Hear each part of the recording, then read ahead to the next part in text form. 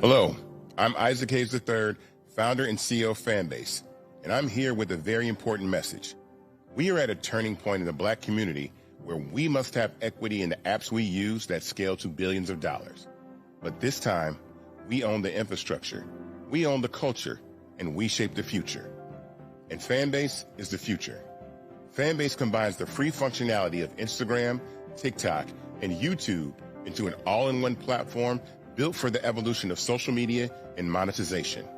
With over 1.4 million users, that's real proof that we are shifting the conversation of tech ownership and equity for creators. So right now, I want you to go to startengine.com/fanbase and invest today. The minimum to invest is $399. That gets you 60 shares of stock in Fanbase at $665 a share. This marks a turning point in Black ownership of social media. If we don't take this opportunity to own social media right now, we will always be customers to our own creations. And that can't go on. So once again, go to startengine.com/fanbase and invest today.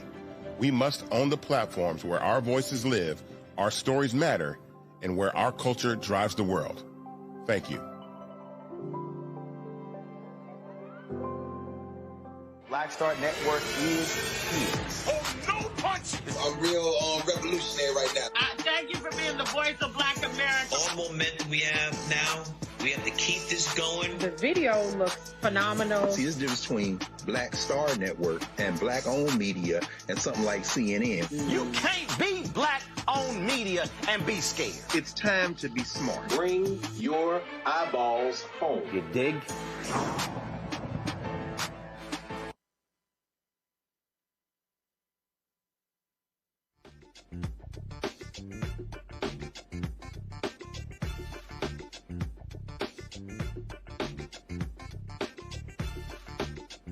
So there's Monday, November 24th, 2025, coming up on Roland Martin Unfiltered, streaming live on the Black Star Network.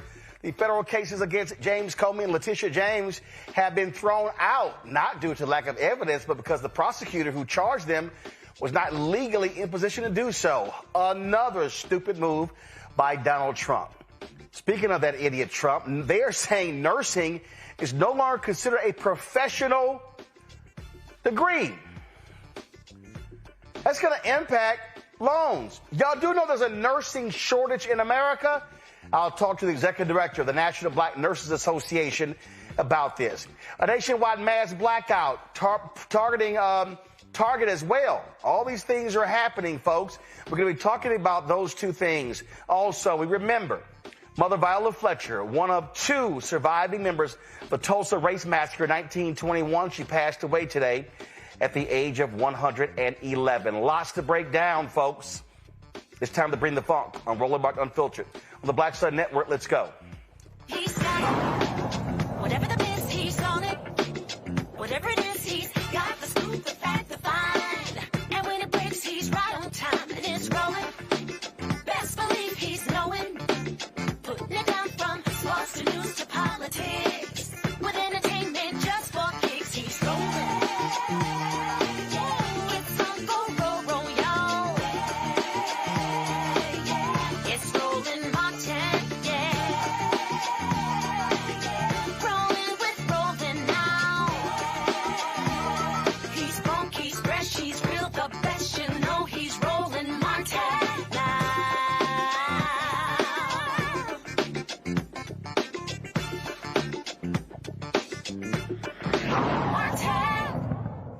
A federal judge has dismissed the criminal indictments against former FBI Director James Comey and New York Attorney General Letitia James, determining that the federal prosecutor who Donald Trump put in place, who brought the cases, guess what? Wasn't lawfully appointed. U.S. District Judge Cameron Curry stated in her ruling, I agree with Mr. Comey that the Attorney General's attempt to install Ms. Halligan as interim U.S. Attorney for the Eastern District of Virginia was invalid. Since Ms. Halligan had no lawful authority to present the indictment, I will grant Mr. Comey's motion and dismiss the indictment. Now, Judge Curry found that Halligan, who had been appointed as interim U.S. Attorney for the Eastern District of Virginia at the direction of Donald Trump, was the only prosecutor to present the case and sign the indictments. Therefore, the judge determined that the indictments should be voided. The ruling could have significant implications for other prosecutions brought by Halligan's office during her short tenure. A similar ruling disqualifying Alina Habba as the U.S. Attorney in New Jersey has left several criminal cases initiated under her leadership in legal limbo while she appeals the decision. Now, here's the key. The judge ruled that, though, that they still could come back and present the cases. They can go back to another grand jury to actually get indictments against them. So she dismissed the case without prejudice. If she had dismissed it with prejudice, they could not bring the indictment. Goes to show you how nutcase Trump and his folks are. Ami Congo, being a senior professor of Lecture School of International Service, American University, author of Lies About Black People, How to Combat Racism, joins me from D.C. Also, Mateo, the justice guy, legal and political analyst, also joins me. Mateo, I'll start with you. I mean, listen, Donald Trump is using the Department of Justice as his own personal retribution law firm. He's attacking his enemies. He fired the previous attorney general, the U.S. attorney for the Eastern District of Virginia, because the guy wouldn't pursue this. They fired numerous other prosecutors in that office because they wouldn't take it forward. She had no choice to do it herself because other prosecutors said, ain't no case here. And now this idiot is sitting here looking like a complete fool because not only has she screwed up the indictment with what they filed, now she wasn't even lawfully in the job. So, yeah, I'll start by saying that, yes, for sure, Donald Trump is using the Department of Justice as his personal retribution machine. But I'll add at this point that he's not doing it well either. This has been a disaster in the making for a while. And I think it's really the poster child, more so than Haba or the Asaili decision. It's the poster child for White House incompetence. Looks like, Mateo, we're losing your signal. Not sure what's going on there.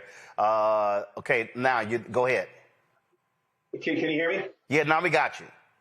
Perfect. So I've known that this was going to happen for a few weeks. I wrote a blistering piece on the Comey indictment on my Substack, but we knew that it was going to happen. The courts in New Jersey, courts in California, courts in Nevada, I believe, had already ruled the incompetence of the White House, had already ruled on the several U.S. attorneys that had been unlawfully appointed. But in all those cases, as you said, they were disqualified because at least in those cases, there were other people, other U.S. attorneys that had co-signed. In this case, that didn't happen. So the key thing at this point is for James Comey, the indictment came at the 11th and a half hour. So statute of limitation has run out. And at this point, I think that refiling would not work. There's a thing called tolling in statute of limitations that basically says the clock continues to run unless certain things happen that didn't happen in this case. So if I were the Department of Justice at this point, I wouldn't refile because it would be probably more than likely be rejected. I think what's going to happen with Comey is they're going to file an appeal. And with Letitia James, the indictment suffered from the same consequences. But in the case of Attorney General Letitia James, I think they're going to refile and try to get an indictment. But I'll say one more thing and then I'll shut up. The issue of the misappointment, I'll call it, of Lindsey Halligan is the least of the problem of the DOJ. That indictment is rife with mistakes, with errors. I'll just say one thing. The grand jury was held after they returned a no true bill, which means now we don't think that the person should be indicted. They were held by Lindsey Halligan beyond the 5 o'clock deadline, saying, okay, I'm going to give you 2 instead of 3, and basically implying you're not going anywhere as a grand jury. You're going to be sequestered until you give me an indictment back. And that's exactly what they did. And I think that that's going to be the nail in the coffin if this eventually goes to trial, and it might not. But I think that we're going to see all of the hideous things that this DOJ is doing to hurry these. They're not prosecutions, they're personal retributions. Well, it just goes to show you just how clueless these folks are, Omekongo. And Donald Trump forced this to happen. And listen, he chose a lightweight. She's never tried a federal case. She has no business being a U.S. attorney. Listen, this is why Donald Trump, go to my iPad. This is why Trump chose her. Because of her looks. That's it. Yeah. For the people who claim about DEI being bad, oh my God, they are picking grossly incompetent individuals in these jobs. She has no business being in that job. Alina Habba has no business being in this job. And so I don't want to hear crap from these people about didn't earn it, because these idiots didn't earn it. Yeah, what do they use now? MEI, merit, excellence, and intelligence, or something like that. And the people that they recruit have none of those characteristics. And for people like Halligan, one name comes to mind, Giuliani. these guys need to really be careful because Trump's not going to experience any consequences, but these guys can face other types of penalties. They could be disbarred, maybe deal with some other issues.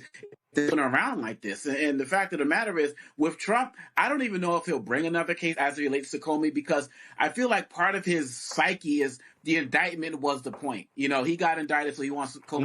No. On the Congo, no. Trust me, he is going. Dude, I'm telling you, this man is an idiot. He is about evil. He is about retribution. He's about pain. He is going to order Pam Bondi to indict him. He's going to order somebody else to do it. I'm telling you. So, listen, hang it up. He's going to do it. He doesn't care about the rule of law. Well, and he could absolutely be right. And I couldn't argue against that. The fact of the matter is, if he's going to do that, I think the people who are watching him, who are working under him and working under Bondi, they need to start thinking about sending their resumes elsewhere, because they're not going to get away with this. Trump could try to do this to the ends of the earth, but they are so incompetent. That's why none of these cases are ever going to yield anything, because of his rush decisions, because of Bondi's inability to challenge him in any way, shape, or form. She's fine with all of this. So they're going to keep being embarrassed. Unfortunately, it's going to keep costing people like Comey, like Fletcher James, like John Bolton, and like people who don't have the types of resources that they do. It's going to cost them a lot of time and a lot of money and a lot of other things that some people don't want to, their companies don't want to mess with them while they're under these types of investigations. And so I'm really concerned about those things. But if Trump does keep bringing this forward, as you completely argue could actually be the case, they're going to keep failing. And watching them continually be embarrassed for their incompetence is great to see. Mateo, real simple. Donald Trump, he wants people to bow down. And if you want a job in his administration, you're going to have to bow down. He is going to make somebody do it. He's going to appoint somebody else instead of Halligan. It's going to happen. This guy he's not going to be like, well, okay, I'm going to just go ahead. No, he wants to destroy James Comey. He wants to destroy Letitia James because he believes both went after him. I agree that I think America knows that he is driven by the desire for vengeance and certainly not to seek justice. I also think that eventually it might be his demise, but I think that it's going to be a while because there's 300 and some odd million people in the United States. He's going to find a prosecutor. But in fact, he doesn't even have to find a prosecutor. He just has to find a lawyer. Lindsay Halligan proved it. He just has to find a lawyer. Who cares that they have prosecutorial experience or not? That will do what he wants. He likes to surround himself with yes men. Yeah, that's all. I mean, listen, he wants folk to just listen. It's a bow down administration. He wants yes men, yes women. And listen, he's got folks who they know it's wrong. They know it's just out of bounds. But if they want a job on the Congo, they're going to do it. Oh, yeah, period, bottom line. I mean, they got to kiss the ring. And what's really sad about it is when you look at the way that these people, not sad, let me see. What's unfortunate about it is the amount of time and the amount of resources that are being wasted as it relates to our taxpayers' dollars to pursue these types of cases. And when you look at the situation with Venezuela, why did that head of that division over there quit? Because he was saying that these strikes are unlawful. Pam Bondi said, do it anyway. So he's like, I'm not going to kiss the ring. And so you got the courts that are turning against him. He's going to be trying to go harder as it relates to the military right now, and they're standing up to him in various ways. You see what he's doing against the 6 representatives from the House and Senate, Mark Kelly and them who made the ad about illegal orders. He's going to keep going. He is not going to stop, and we are the ones who are suffering from it. But at the one point, when you look at Marjorie Taylor Greene, leaving the House, and one of these other Republicans are going to start speaking up, going to start standing up. We know it's probably not going to happen anytime soon. But in the meantime, we have to continue to support the people who don't have the resources like a James Comey does, because really at the end of the day, Trump will take everybody down with him in every way, shape, and form possible. And I think finally Americans are starting to see that this is what he was about all along. We knew it here at the Black Star Network, but other people are like, oh, it's just Trump being Trump. He is evil, vindictive, and won't stop until everything is burned to the ground. Oh, yeah. I mean, that's exactly who he is. And folks just need to understand that Donald Trump is going to, this is how he is going to operate. I saw this item right here. This is Paul Speary, senior reporter, Real Clear Investigations. This is what he posted. Senior White House aides and the cabinet heads are bracing for major personnel shakeup as insiders tell me POTUS is growing increasingly unhappy with economic messaging. Among other things, shakeup could include chief of staff in new year developing. Now, Mateo, also, what has been happening here, a Jake Sherman reported a senior Republican said that you could have some mid-year resignations among Republicans, saying they could very well retire. This is what he posted. He said, let's see here. He said a few other GOP members messaged us over the weekend saying that they too are considering retiring in the middle of the term. Here's one particular exercise, senior House Republican. This entire White House team has treated all members like garbage, all. And Mike Johnson has let it happen because he wanted it to happen. That is the sentiment of nearly all appropriators, authorizers, hawks, doves, rank and file. The arrogance of this White House team is off-putting to members who have run roughshod and threatened. They don't even allow little wins like announcing small grants or even responding from agencies, not even the high-profile, the regular rank-and-file random members are more upset than ever. Members know they are going into the minority after the midterms. More explosive early resignations are coming. It's a tinderbox. Morale has never been lower. Mike Johnson will be stripped of his gavel, and they will lose the majority before this term is out.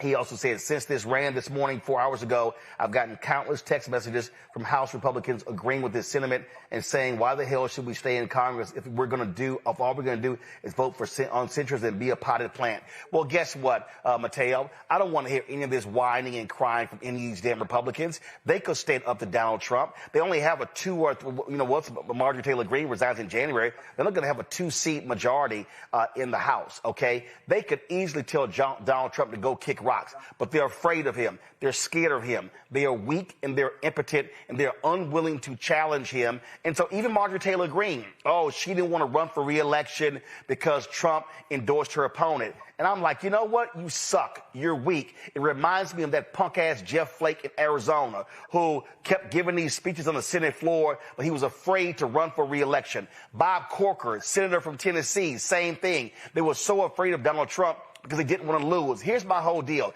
If you got any guts, if you have any principles, morals, values, ethics, and integrity, you would run for re-election, you would challenge Donald Trump, and you would say, yeah, y'all vote me out. And guess what? I think Thomas Massey of Kentucky is an absolute nutcase, but what he's doing is saying, Donald Trump, my voters know me better than they know you. And so I dare you and your money man to sit here and take me out, and he's not backing down. All of these Republicans who are now whining, privately and anonymously, they are weak, they're impotent, they're sorry, they're pathetic because they don't have the courage to tell Donald Trump to kiss their ass.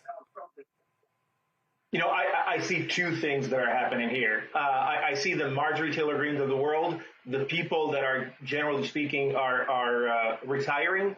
Those are the weak people.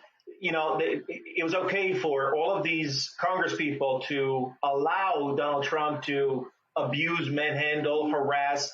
But when they are at the receiving end of this harassment, then all of a sudden they start to whimper and they walk away and they throw their toys down and say, I'm not going to play anymore.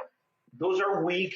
But we know this is the GOP of 2024 and 25 is that it's weak people that say yes to the president.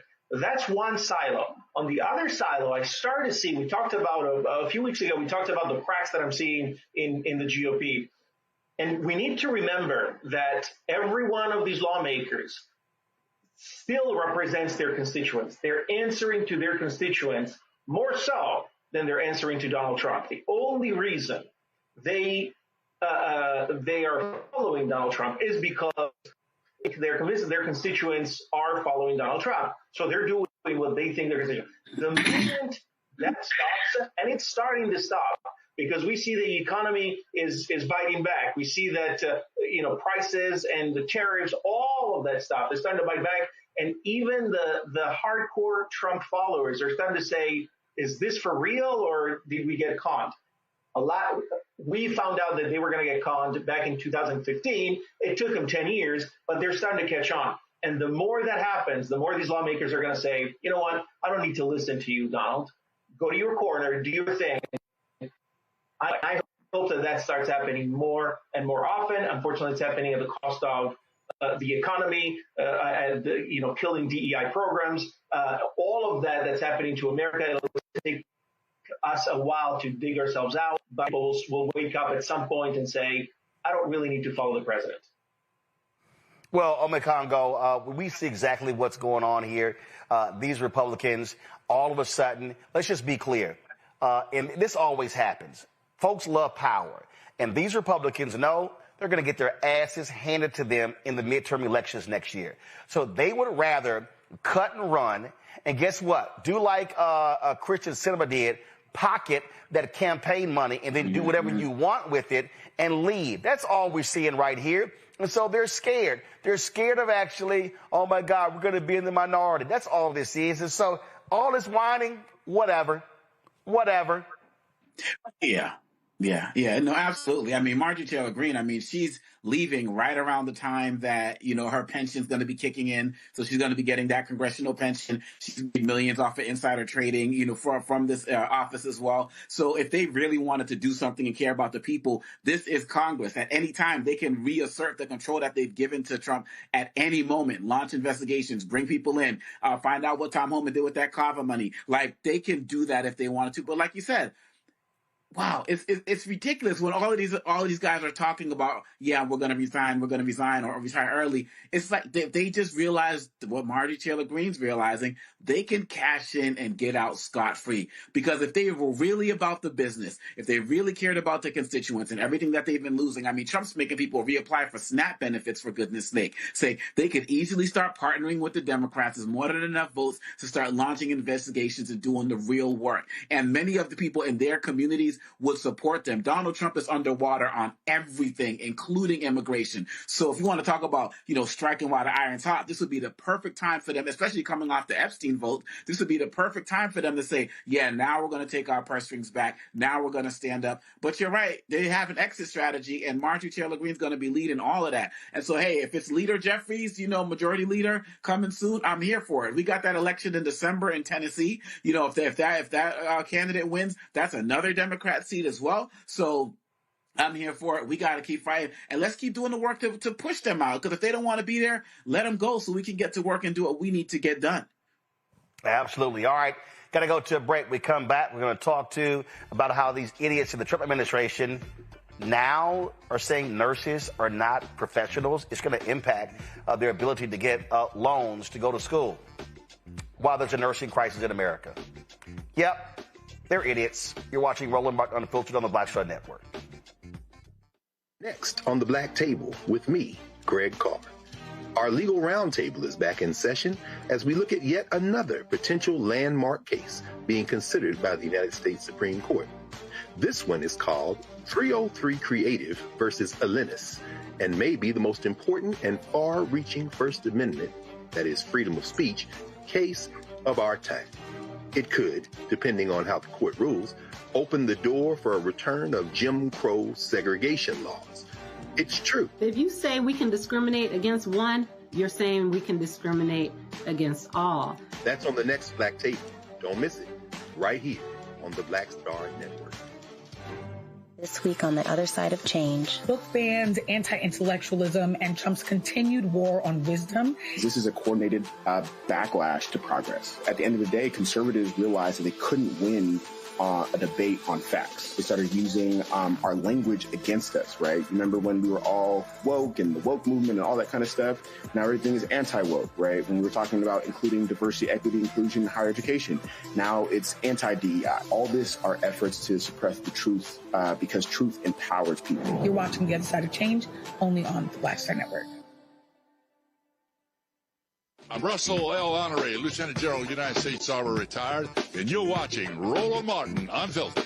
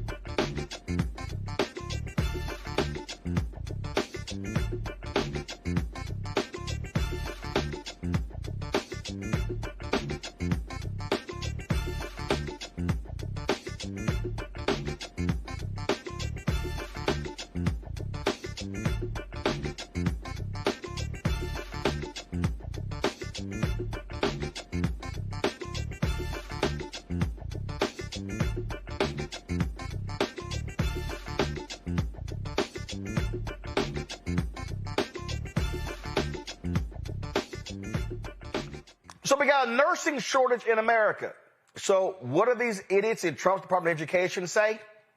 Well, let's just create some new rules that overhauls federal student loans. That took place in the big ugly bill, where they no longer classify nurses as a professional degree. Yep, fields such as medicine, dentistry, and law still qualify as professional. But nursing, nurse practitioner programs, physician assistant programs, physical therapy, and civil disciplines have been excluded from this classification. The change is essential because professional programs are eligible for higher federal borrowing limits and access to Grad Plus loans, which help cover graduate school costs. Of the support, future nursing students may have to rely more on private loans or might not be able to afford graduate training at all. Tanya Jackson, Executive Director of the National Black Nurses Association, joins us right now. Tanya, how idiotic is this? This is the craziest thing that I have ever heard of. We already have a healthcare shortage. We already have people that are in need and need care that they do not have people to take care of them. And now we're going to change the profession. Craziest thing I ever heard of. So when we talk about the impact, when we talk about private loans, that means higher interest rates, not protected by the federal government. And again, for the people who don't get it, we've had a nursing crisis in America for at least the last 15 years. Yeah. Think about COVID. Think about everything that happened during the pandemic. Who was on the forefront? Nurses. And then we didn't have enough nurses. And so we have been doing everything possible to get people to go into nursing. And now we're saying, hey, guess what?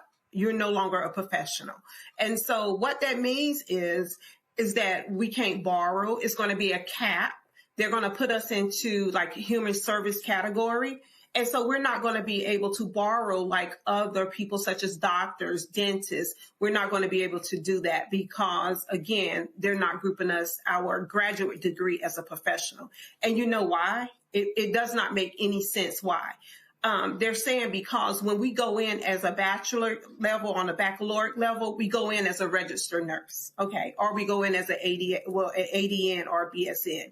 But when you go into medicine, you go in science or you go in something else. But then when you get that credential, you become an MD. But when we get the master's or when we get the doctor, we're still like a nurse practitioner or a DNP. So the Department of Education, they're really just going in on that little language. And they're saying that we can't be classified as such. But we go in as a baccalaureate level. We are credentialed. We have a license. So we meet all the criteria. And so to group us, our graduate degree, into a category that does not have a degree, it's really going to do a lot for nursing. It's going to stop people from going in. It's really going to affect people of color. It's going because, you know, that's where a lot of the HBCUs, they have their programs centered around the nursing program. Yep. And so this is going to have a huge impact on the entire United States and not just loans. I mean, it's just crazy. I can't even think of anything else. Folks, here's a fact sheet from the American Association of College of Nursing. They lay out the nursing shortage. This is what they say, folks, right here. So check this out. They talk about, they said the RN workforce is anticipated to grow from 3.1 million in 2022 to 3.3 million in 2032, an increase of 177,000 nurses. The Bureau also projects 193,100 openings for RNs each year through 2032 when nurse retirements and workforce exits are factored in. Okay, y'all, that's called shortage. Then it says the advanced practice registered nurse workforce, including nurse practitioners, nurse anesthesiologists, and nurse midwives, is expected to grow much faster than average for all occupations. Okay, let's keep going. According to a health workforce analysis published by the Health Resources and Services Administration in November 2022, federal authorities project a shortage of 78,610 full-time RNs in 2025 and a shortage of 63,720 full-time RNs by 2030. The 10 states with the largest projected nursing shortage in 2035 are Washington State, blue, Georgia, red, California, the most populous state, red, Oregon, blue, Michigan, red, Idaho, red, Louisiana, red, North Carolina, red, New Jersey, blue, and South Carolina, red. I mean, so, Tanya, you look at this, and you're talking about, again, the problem that we have. So these yahoos in D.C., all right, who are not health experts, I mean, it's just dumb. And here's the other deal. Ain't like RNs are getting paid $150,000, $200,000. So if you now force somebody to be a registered nurse to have to get a private loan, that means their loan costs are going to increase even more. Yeah. And do you think people are going to go into that degree? People are not going. Tanya froze on us. Now let's get her signal straight. See, Tanya, you're still there? All right, so let me know when we have Tanya back. Folks, look at this here. Congo, March 2023, the International Council of Nurses released a report calling for the worldwide shortage of nurses to be treated as a global health emergency. Hello?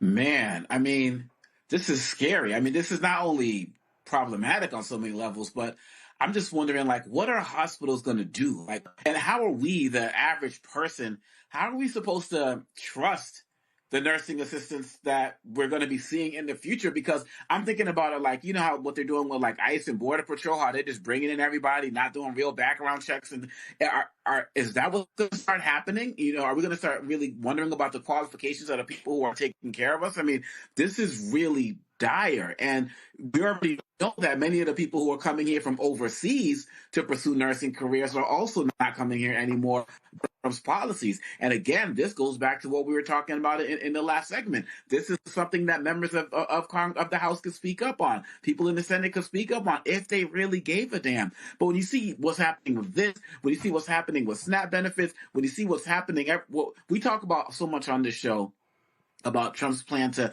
bankrupt Black America.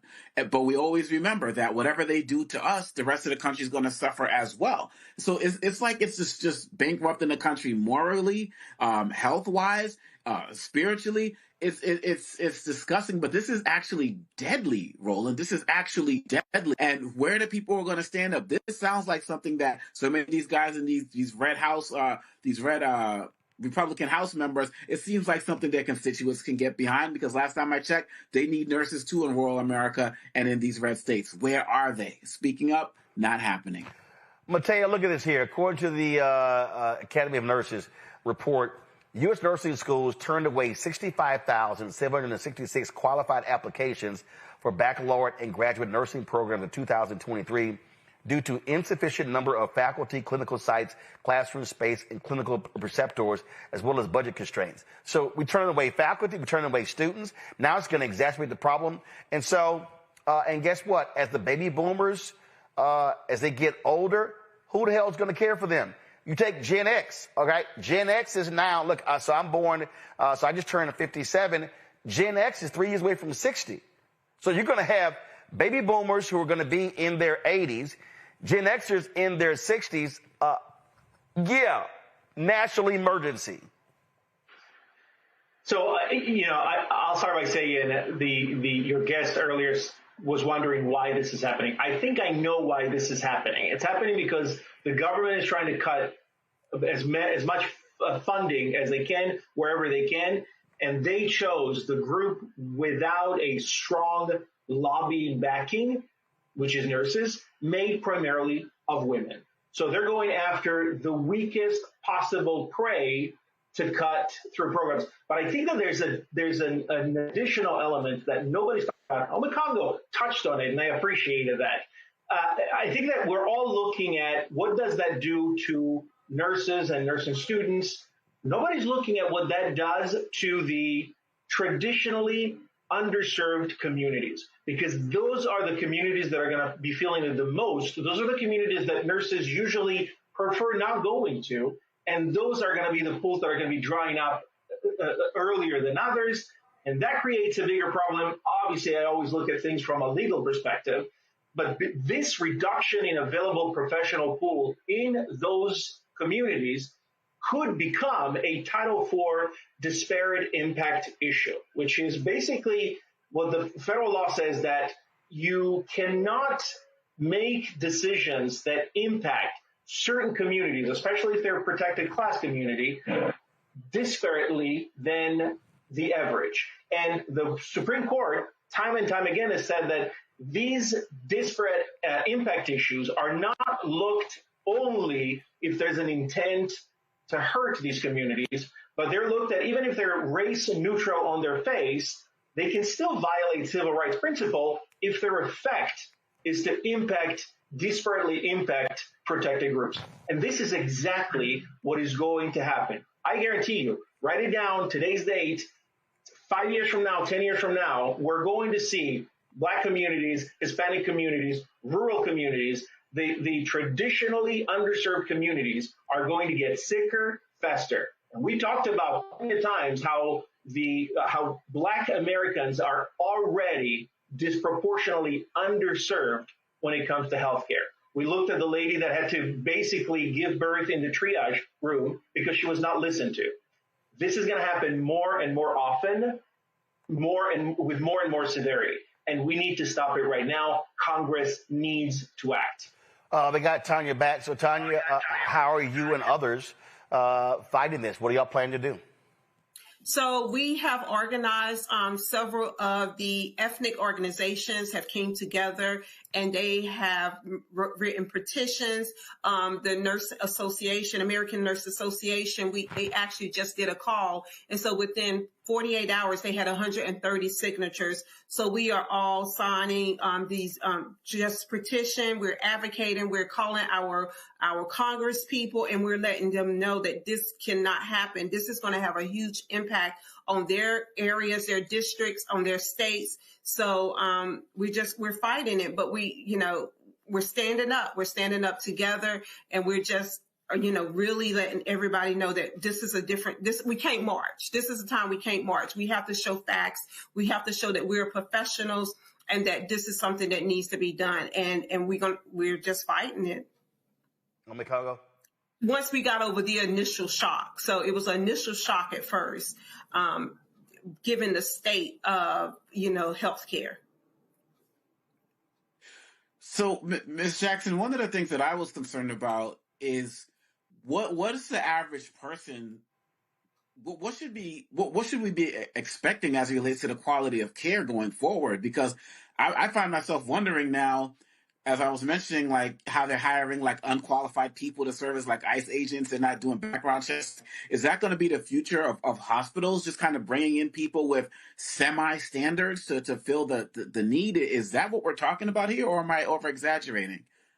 No, you're not over-exaggerating it. It is something that could happen because if you're going to take away the professionalism behind it, and if you're going to say, okay, we're going to group you into a category that does not require a license, that does not require you to be licensed, you're not going to have people going into that degree. I'm a nurse. I have my master's in nursing.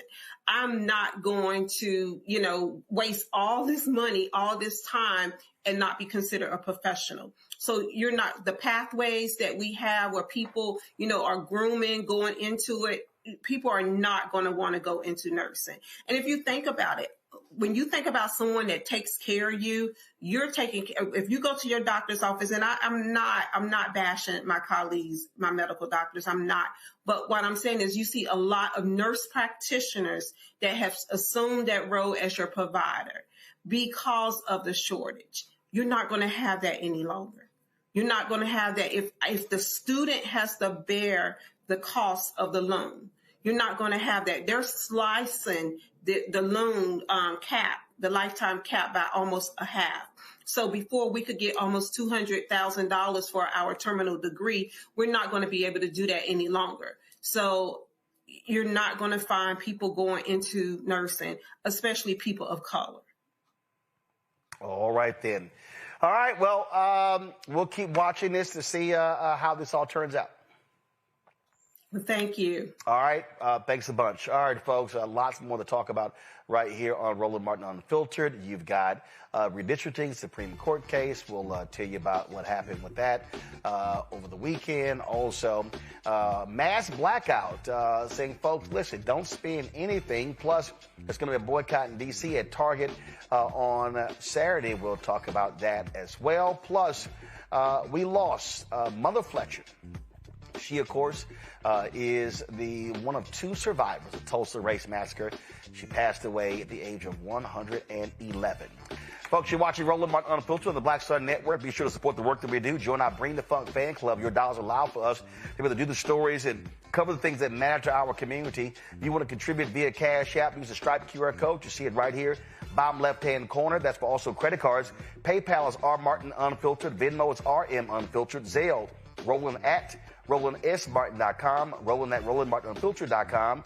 Checks and money order. Make it payable to Roland Martin Unfiltered, P.O. Box 57196, Washington, D.C. 20037 7-0196. Back in a moment. Said the quiet part out loud. Black votes are a threat, so they erased them. After the Supreme Court gutted the Voting Rights Act in 2013, Republican legislatures moved fast. New voter ID laws, polling place shutdowns, purges of black voters from the rolls. Trump's Justice Department didn't stop it, they joined in. In 2018, his DOJ backed Ohio's voter purge system, a scheme that disproportionately erased black voters. Their goal, erase black votes and political power. Yeah, that happened. These are the kinds of stories that we cover every day on Roland Martin Unfiltered. Subscribe on YouTube and download the Black Star Network app. Support fact-based independent journalism that centers African Americans and the issues that matter to our community.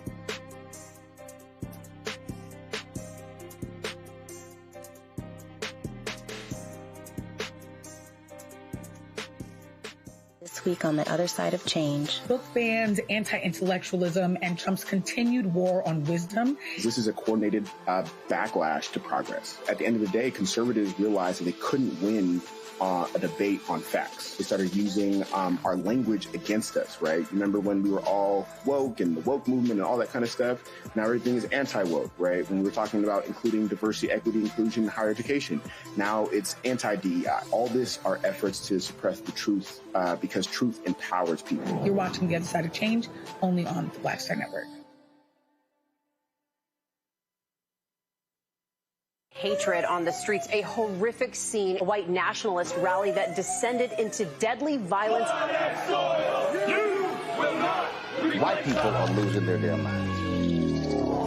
As an angry pro-Trump mob storms the U.S. Capitol, we're about to see the rise of what I call white minority resistance. We have seen white folks in this country who simply cannot tolerate black folks voting. I think what we're seeing is the inevitable result of violent denial. This is part of American history. Every time that people of color have made progress, whether real or symbolic, there has been what Carol Anderson at Emory University calls white rage as a backlash. This is the rise of the Proud Boys and the Boogaloo Boys. America, there's going to be more of this. Here's all the Proud Boys, guys. This country is getting increasingly racist in its behaviors and its attitudes because of the fear of white people. The fear that they're taking our jobs, they're taking our resources, they're taking our women. This is white fear.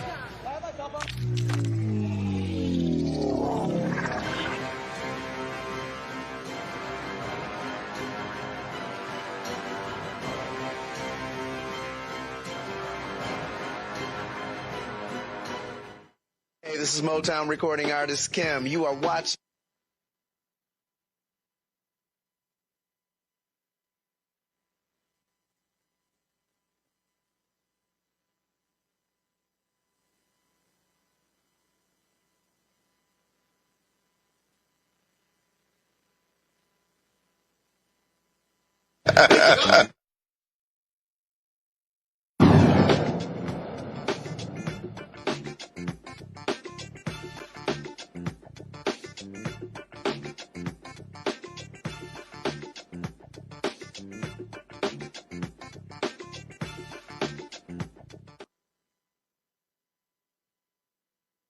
Stop.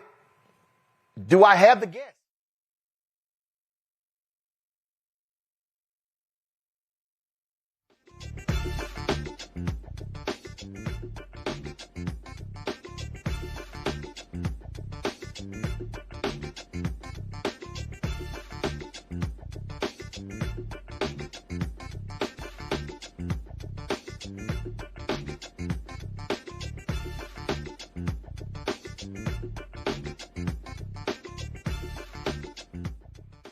All right, folks, the U.S. Supreme Court temporarily stayed a lower court ruling that Texas's new congressional maps for 2026 likely discriminates against black and Hispanic voters by weakening their voting power. Justice Samuel Alito's order puts everything on hold while the Supreme Court decides whether Texas can move forward with the map. The map, backed by Donald Trump and Texas Republicans, was drawn to give Republicans an advantage in the next midterm elections. They got rid of 2 black districts in Houston and Dallas. A panel of federal judges had already ruled the map was unconstitutional, wasn't unconstitutional racial gerrymander. The court has blocked similar lower court rulings close to election time before, most recently in Alabama and Louisiana. If the map is ultimately allowed, it could give Republicans 5 extra seats in the U.S. House. Now, when this came down on Friday, Mateo, I texted a number of legal scholars, and they said it's not as what people initially thought it was actually going to be about. They said that it gave the court time to act, time to respond, and so folks said, hey, pump your brakes. It's not like they are sitting aside the lower court ruling. How do you read it? It's a fairly humdrum decision by the Supreme Court, by one of the justices. It's an emergency injunction. So basically what it's doing is it's saying, is there a chance that the person the party that started the lawsuit could win? The answer is usually yes, unless there's major holes. Would there be some substantial damage if we allow the lower court ruling to move forward? The answer is usually yes. And so we're going to, as you said, pump the brakes. We're going to pause the lower court ruling. It isn't unusual for the Supreme Court to issue a rule like that, especially in these conditions. What they're doing is they're essentially preserving the official maps that exist. They're not good maps. They're not fair maps. They are racist maps. But they're the ones that exist right now. And so the Supreme Court says, all right, we're going to leave them in place because replace them once again would be more difficult than not until the lower court decision plays out. It isn't a decision so-called on the merits. Supreme Court, the justice that ruled on this is not saying, yes, the maps can stay. I think this issue isn't the decision, that emergency injunction, which, as I said, is humdrum. I think that the big issue is the audacity that I'm seeing in the Texas legislature and the governor in changing those boundaries so blatantly and mid-decade. So at a time when usually it's not done. So it seems to me that the most outrageous thing is this sort of frontal assault that's being waged at the behest of Donald Trump against the Voting Rights Act. And to me, it's that overtness that really is worrisome, because it is Project 2025. We all know that. It's in there. But the openness with which they do it is really what concerns me, what makes me pause. And I think that the other thing that makes me uneasy is the constitutional challenge that's happening in Louisiana that's challenging the Section 2 of the Voting Rights Act, which would, if it goes through, would essentially demolish the protection that exists against these maneuvers. So in combination, that audacity that legislatures, not just Texas, but other places, Missouri is one of them, are moving forward with, together with what could happen in Louisiana, that is a cause for concern. That emergency injunction from the Supreme Court, that does not concern me. That is procedural at best. Congo? Well, yeah, this is going to be very interesting, because when it finally does get taken up by the Supreme Court, I mean, They are the ones who said, well, you can gerrymander and you can do what you want as long as it's based on politics, but not based on race. Here's something that's clearly based on race. And it's really going to be interesting to see where Justice Roberts goes with this and obviously the rest of the court. But this is going to be a real monumental test for the, not monumental test. I mean, if they don't give a damn, they just don't give a damn. But I'm talking about in terms of revealing their real hypocrisy as it relates to giving Donald Trump a blank check to do whatever he wants and basically carte blanche in terms of political authority to be able to do whatever he wants. This, I'm not a lawyer in any way, shape, or form, but this looks like a clear case of a violation of what the Supreme Court said is not possible. Gerrymandering and changing districts over racial lines. And so if they go along with this, they are basically giving Trump the ability to do whatever he wants. I'm appreciative of the people who are continually fighting against this, but we can never let our guards down. When this ruling came out last week, you are one of the people, also Roland Martin, who was out there saying, y'all, we also got to pump the brakes on thinking that this fight is over. Because just like we talked about with Trump in the beginning of the show, it's never over with these guys. And I'm glad we have people like Mark Elias and other lawyers out there who are fighting in court for this every single day, because they're going to keep trying it every single day in every single way in every state possible as well to fight this and make sure that Trump gets the opportunity to be able to have more House seats, because coming back to the House once again, because if he can have that, he can have a clean slate and a blank check to do whatever he wants for the next 3 years. And we can't allow that to happen. Indeed. All right, folks, we talk about what do we do? How do we use our power? Economic withdrawal is one of those. There's a call for a nationwide mass blackout this week, urging people to stop working and stop shopping. A coalition of grassroots groups is pushing for an economic shutdown during one of the busiest shopping periods of the year. We're asking people across the country to hit pause on spending and even skip work from November 25th through December 2nd. The group behind the efforts, Blackout the System, the People's Sick Day, and the Money Out of Politics movement, want folks to avoid traveling, eating out, and using paid digital services, yes, even streaming. Joining us now to talk about the blackout, which begins tomorrow, is the founder of Blackout the System, Isaiah Rucker Jr. Isaiah, glad to have you here. So explain this. When you say you don't want people to work, what are they supposed to do? Take vacation time, paid leave time? What are you saying? Yeah, when we say no work, obviously everybody can't take off work, but we're asking people to join us where they can.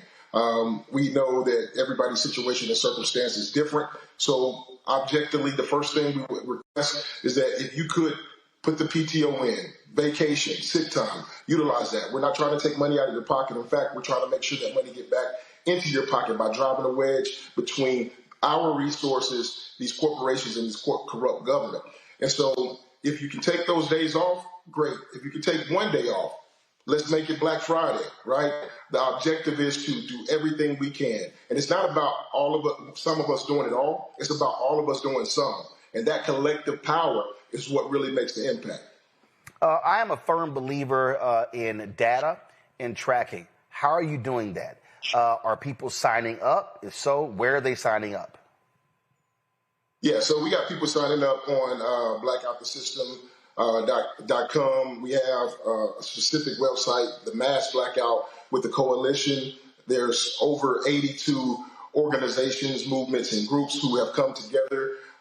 This happened all organically, right? And so we're building out systems in place where we'll be able to project some data to the people. We're going to be scraping data today, this evening. We're looking at the market, seeing how things look at and open up tomorrow. And in 2 weeks, we'll see that again, because we see a lot of people wanting to push for an extension for the blackout. So we're fighting, we're pushing, we're coming together, but we're doing it in the best way possible. So I myself, I don't know everything, but there's groups, people in the organizations and movements that we're a part of now that's helping us gather that data.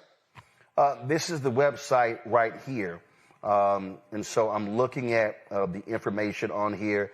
I see download media kit. I see subscribe to stay up to date in all of that. And you lay it all out. So how many people have already signed up? So we haven't collected data as far as the amount of people signing up, but movements, right? And the people that are associated with our movements. So we have our engagement levels have been approximately around 14 million engaged. Our engagement is pretty high. over the last 30 days. No, one second. When you say engagement levels, what does that mean? What does the engagement level mean?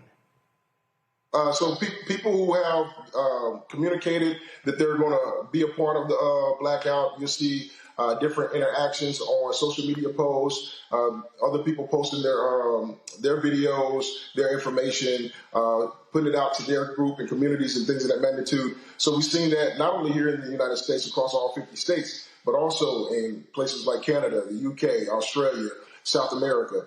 There's a lot of different places and that's standing in solidarity with us. But how do you track it? I mean, and so again, if you're talking about how do you have a measurement, again, when I look at the Target boycott, when I look at how many people signed up for the Target fast, when I look at Nina Turner's group, where they had people who were actually signing up, giving a sense of how many participants are there, they were able to utilize that, and then people begin to build upon that. And so if it's supposed to start, and again, it's supposed to start tomorrow. Right. So if it's supposed to start tomorrow, what are you beginning with? 100,000, 200,000, 500,000, again, and are you going to then be tracking that and updating that on a daily basis? So objectively, if we look across our social media platforms, our following exploded, right? And our following is an indication of the many people that will be participating. We got over 500,000 people just following Blackout the System. Now you think about all these other organizations that are part of our movement. And now we have this coalition called the Mass Blackout. And we have over 82 groups, movements, and organizations that's connected with us. You have all those people, all those followers connected. But the ideal is not necessarily just trying to count the people, right? The ideal is looking for the results, the action. What does the action yield? We can get a million people to say they're going to do it, but then no execution. The idea is to get the execution, and we only can do that once we start seeing those numbers. We love people saying, "Hey, we're in with you. Hey, we're ready to go." That's great, but we need people not to back out. And so we're looking at the data in the stock market. We're looking at the ways that we're driving between our human resources and all those different things. And there's a few people in the background that's going to be scraping that data to make sure that we can present that pretty consistently over the next few weeks. Okay, so are you asking people not to shop at all? Are you asking them to support Black-owned businesses? Because if you say don't shop at all, you got Black Friday, you got others who are saying, hey, I mean, listen, I'm sitting here looking at all these products to my left. Every single one of these products is a Black-owned company that are on our shop, blackstarnetwork.com. So what are you actually saying? Don't shop at all, don't spend at all, or spend with Black-owned companies? So what's unique about this movement is very flexible, right? The objective is to get everybody we can activated and involved. So a lot of people will not spend it all. And that's the indications to drive a wedge between our money. There's no taxes that we're spending, no transaction fees. All of that is stopped. Great hope. But if people desire to spend, they can spend with the small businesses. They can spend with the Black-owned businesses. They can spend with the mom-and-pop shops, the family-owned restaurants, and things of that magnitude. On Black Friday, we desire that no one spend it all on Black Friday. We want to be able to have that as like a monumental moment where people can really identify the impact. Obviously, Saturday is Small Business Saturday, so we're encouraging people to spend with the small businesses. Redirect that money back into your community, build your community up. We want people, for the people, by the people, in the community. That's where we want our money to go. Questions from the panel. Ome Congo, you first. Well, one of the things I was wondering as it relates to this is, are you hearing from any of the companies? I know that we've talked about a blanket, boycott, but are you hearing from any companies in terms of demands? Like, we want to show some type of accountability. We want to see like commitments to DEI. Like, are any challenges being posed to them as it relates to that? And are you hearing back from them in any way, shape, or form regarding that? So we've noticed that these companies have no care for what the people are doing. And if they do communicate something, they balk on it every single time. And so we're not necessarily looking for an answer.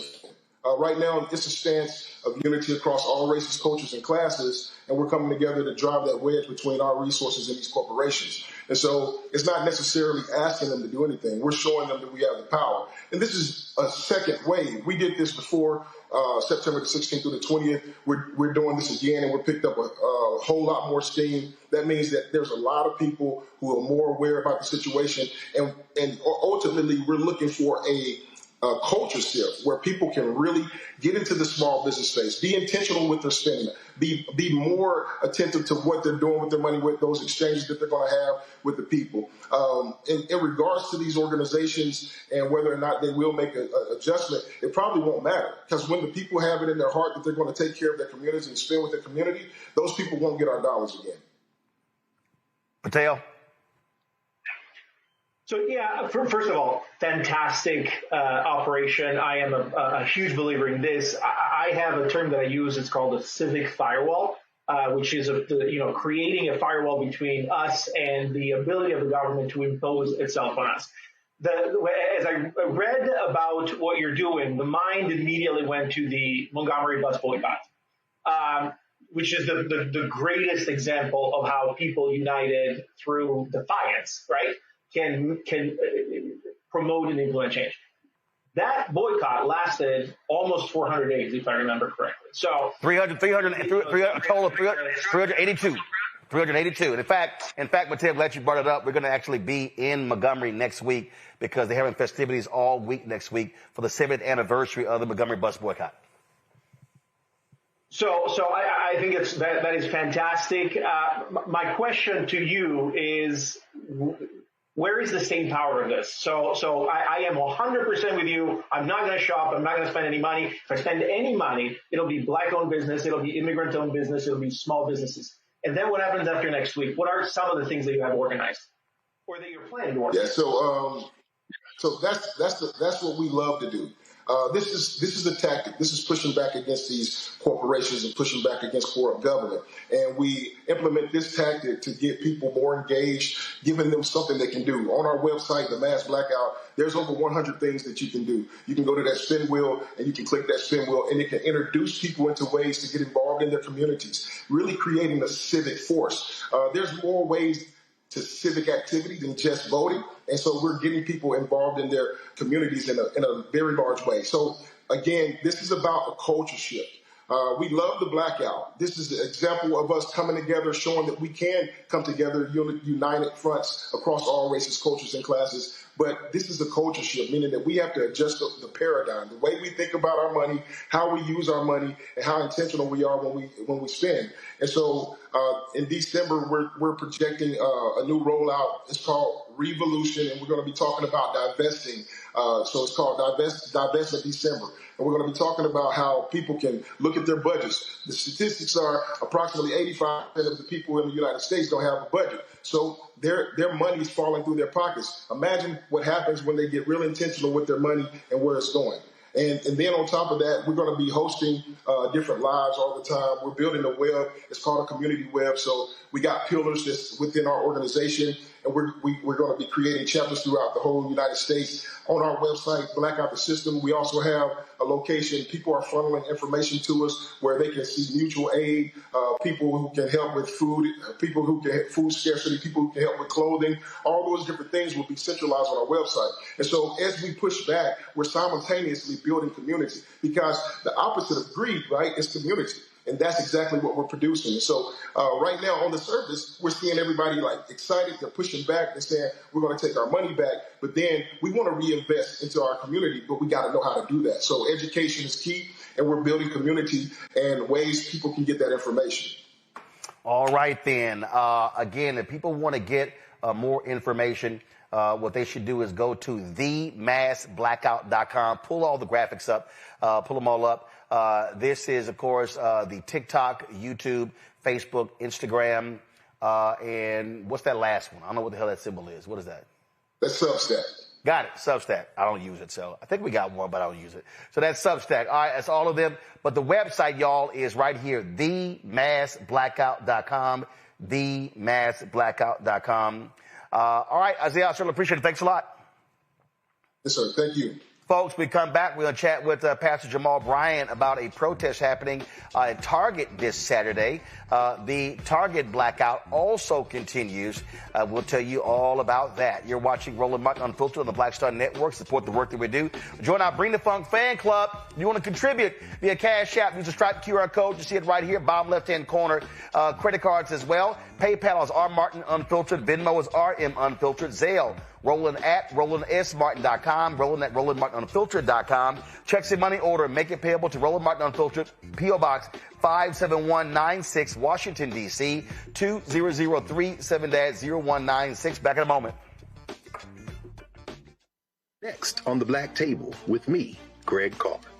Our legal roundtable is back in session as we look at yet another potential landmark case being considered by the United States Supreme Court.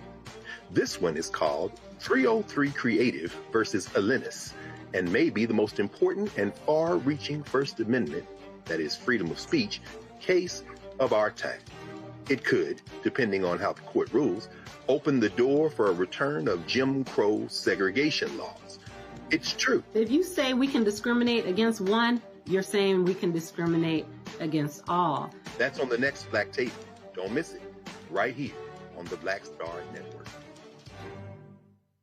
This week on the other side of change. Book bans, anti-intellectualism, and Trump's continued war on wisdom. This is a coordinated backlash to progress. At the end of the day, conservatives realized that they couldn't win a debate on facts. They started using our language against us, right? Remember when we were all woke and the woke movement and all that kind of stuff? Now everything is anti-woke, right? When we were talking about including diversity, equity, inclusion, and higher education, now it's anti-DEI. All this are efforts to suppress the truth because truth empowers people. You're watching The Other Side of Change, only on the Black Star Network. How you doing? My name is Mark Carey, and you're watching Roland Martin Unfiltered. Deep into it, like pasteurized milk without the 2%. We getting deep. You want to turn that shit off? We're doing an interview, motherfucker.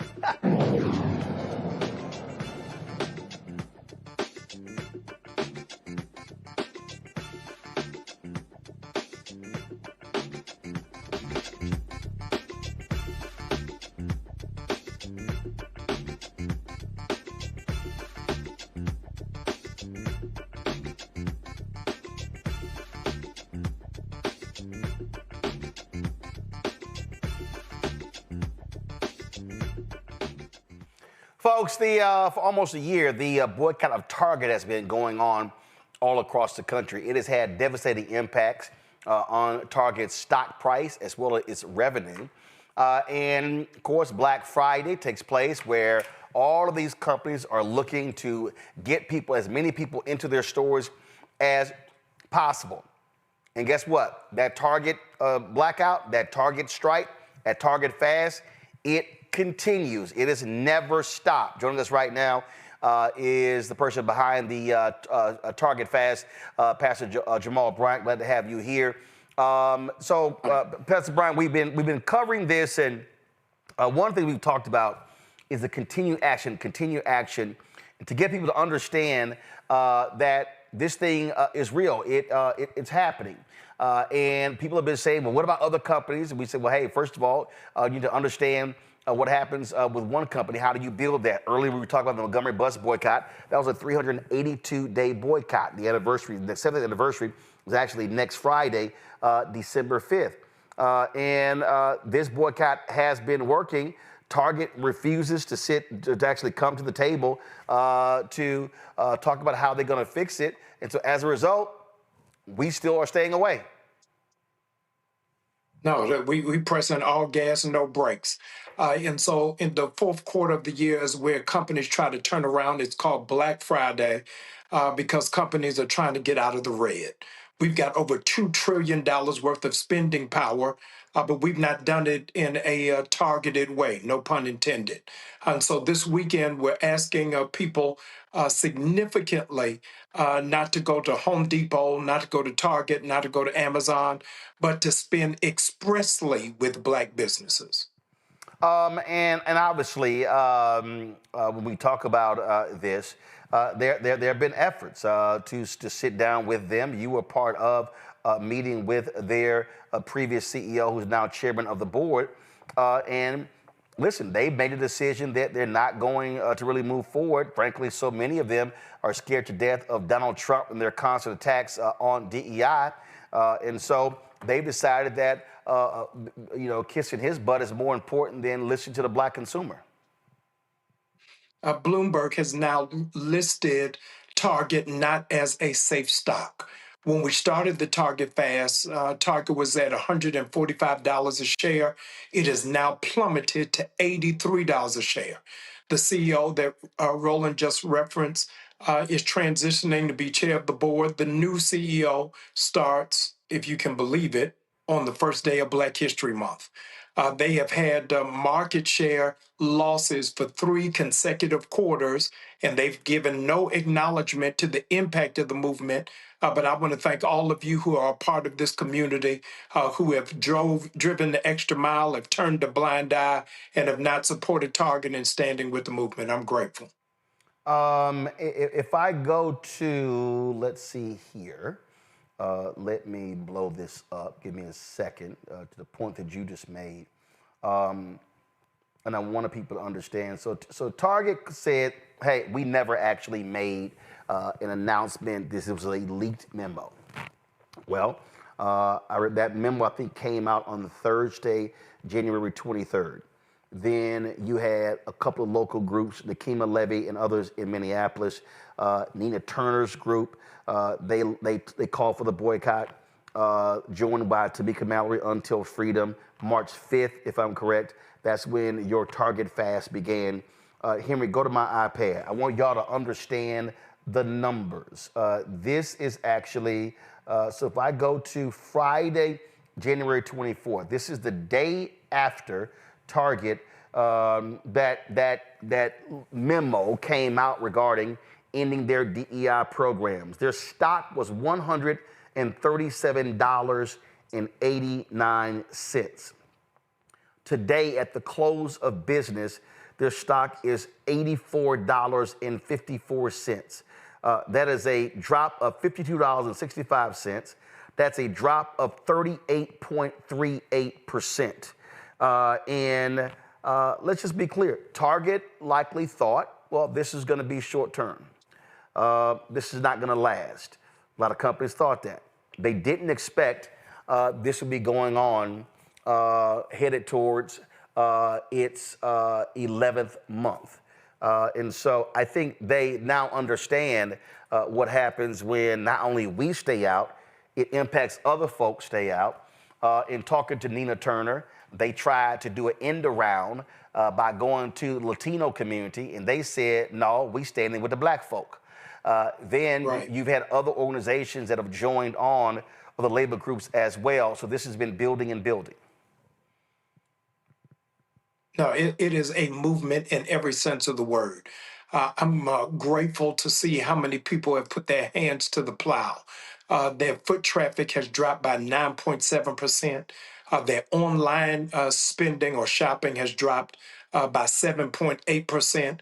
And so all different factions are coming in and being a part of it. It is to their own peril that they are not meeting. The reality is there's only so much toilet paper that Donald Trump can buy. You need black people. We are the nation's lead consumer. And this holiday weekend, we're going to show America the power of the black dollar and what it means when we target it in specific locations. When we talk about, 1 second, I thought this was going to give me something else. So just so folk understand that when we talk about companies, we talk about stock price as well. When you look at market cap also is an issue here. And so, Target's market cap is now $38.94 billion. That's also a dramatic drop. We talk about market capitalization. That's tied to stock price. And so people need to understand that this boycott has been highly effective. It obviously has had an impact on black businesses. How have you and others been working with those black businesses to talk about how, in terms of how they are doing? Yeah, no, it has had an impact, regrettably. But what we have been promoting is DC, direct to consumer. That we are not boycotting those businesses. We're just asking people not to use the Target platform. We partnered with that Black Chamber of Commerce to try to amplify it. This weekend, Roland, we're doing a bullseye market in Atlanta with 120 Black-owned businesses under one roof. Black Friday, Black Saturday, and Black Sunday. We're converting our Family Life Center and turning it into a Black mall for the weekend. So those of you who are in Metro Atlanta or visiting Atlanta for the holiday, come and support these Black businesses. And just so people understand what happens when we do shift a strategy, this is a story here with Melissa Butler of the Lip Bar. She talked about their sales being down 30 to 40% at Target, but their sales have surged 40% across the country. This article says here that they project their sales to be up by 40%. The article said, our sales are absolutely down any given week at Target. We're down approximately 30 to 40%, which is very painful for a small business. I think that we will see some businesses suffer fates that we don't want to see from this. But she said that by making other moves, they've seen their sales increase. That shows that there are other ways for us to be able to reach consumers. And it says that it's a conscientious decision. I'm an 80s baby, Roland, so I grew up when Nancy Reagan was the first lady of the nation, and she had a campaign when I was a kid saying, just say no to drugs. When she did it, drug usage went up by 40%, which shows you can't tell people what not to do without telling them what to do. That's why we're underscoring we ain't buying it. While we're telling people where we're not shopping, we have to tell them where we are shopping. And so just like the Lip Bar has had an amazing and astounding surge, I'm hoping that the same thing happens for Black entrepreneurs. Here's the reality. Over 400,000 Black women have lost their jobs since February, and the nation's fastest growing demographic of entrepreneurs are Black women. And so let's support Black women and Black business at large for all that they're doing. Questions from the panelists. Mateo, you first. Yeah, so first of all, thank you so much for what you're doing. Almost a year of boycott is very, very long. You know, I'm glad to see what it's doing to the stock price of Target, but I'm saddened to hear that they're not even approaching the negotiating table, let alone sitting down at it. So what is your message to the ones that started maybe and now are becoming discouraged and they're saying, is this worth it? What is your message to them? Yeah, the message is we have precedent. Next Friday, Roland and I will be in Montgomery for the 70th anniversary of the Montgomery bus boycott, where they went over a year. We haven't even reached the 1 year mark yet. And so I think that steady wins the race. I think if there be any glimmer of hope, it is that there'll be a new CEO in February. And I think that the shareholders are going to really put his feet to the fire to say that you've got to do it. It's not an ego issue, it's an economic one. Ome Congo? Pastor Bryant, thank you so much for all of the efforts and work that you've been doing. I remember when this campaign first started and everybody was saying, oh, Black folks are going to do this, not going to support it, so on and so forth. What gave you the confidence to believe that we can believe in Black people to be able to put this together in ways that Target and some of these other companies simply did not and still do not? Well, I'm a plagiarist, so I stole from history.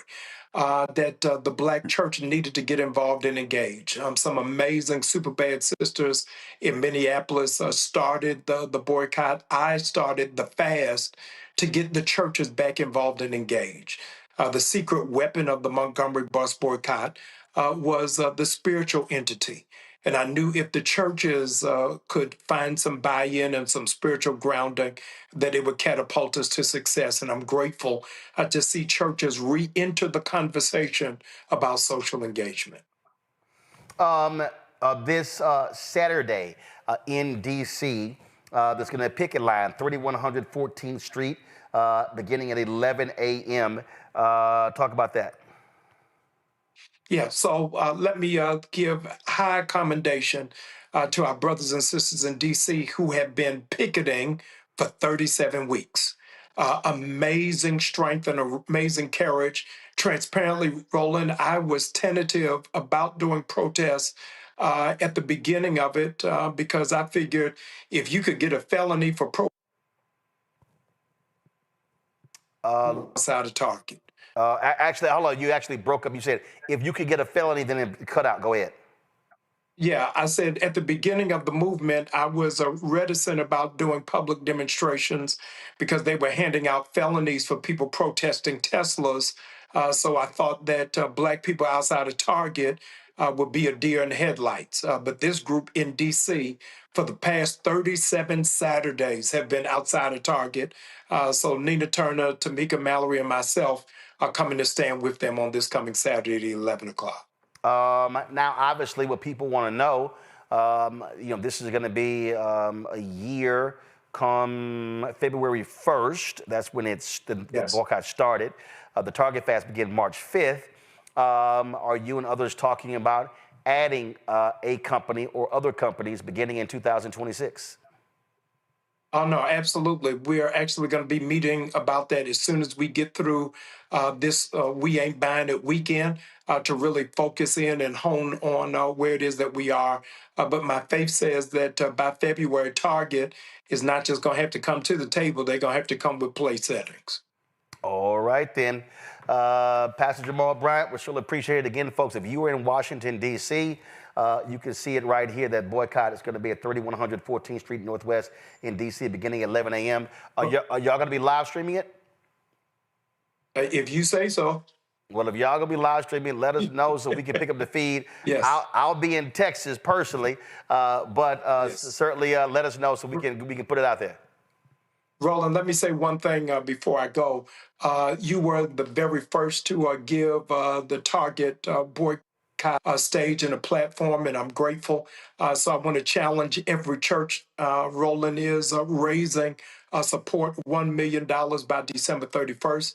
And so on behalf of the churches, I want to lead by example. New Birth is pledging $1,000. I want to challenge every Black church in the country to follow suit and do the exact same. Well, I appreciate that. And what we announced is, first of all, we're launching a new daily news show. It's going to be a noon show beginning in January. We're setting it up as we speak. We're going to be launching a health show. We also are going to be launching a business show. And so it's a whole lot we're looking to do. We completely retooled blackstarnetwork.com. So now when people go to the website, that's also a news portal. You're going to see, go to my iPad, you'll see it. You're going to see different stories there, columns, other things along those lines. So we're working on all those things as we speak because it really is about being able to have news and information. I get a lot of people hitting me. They're like, hey, man, can you do sports entertainment? I tell them, look, I like those things, but the answer is no, because we need to have, I tell them, I said, we have to have a place where we center news and information, and we're not focused on entertainment and who dating who's sleeping with who, all kind of stuff. And that's fine. I tell people, if y'all want that, go somewhere else, but it ain't going to happen here. Right. No, that's great. Salute to you. Thank you, sir, for holding the torch in the bloodstained banner. I appreciate it. Thanks so much, Pastor. Folks, we come back. I saw this video. First of all, I got a couple of things we're going to talk about. We're going to talk about the loss of course, Mother Fletcher in Tulsa. But we come back. I saw this video, but it really was one of the dumbest things I've ever heard in my life. So I literally have got to talk about it. This notion of you don't need to read, but you need math. Let me deal with that when I come back. You're watching Roland Martin Unfiltered on the Black Star Network. If in this country right now, you have people get up in the morning and the only thing they can think about is how many people they can hurt, and they got the power, that's the time for mourning. For better or worse, what makes America special, it's that legal system that's supposed to protect minorities from the tyranny of the majority. We are at a point of a moral emergency. We must raise a voice of outrage. We must raise a voice of compassion. And we must raise a voice of unity. We are not in a crisis of party versus party. We are in a crisis of civilization, a human rights crisis, and a crisis of democracy itself.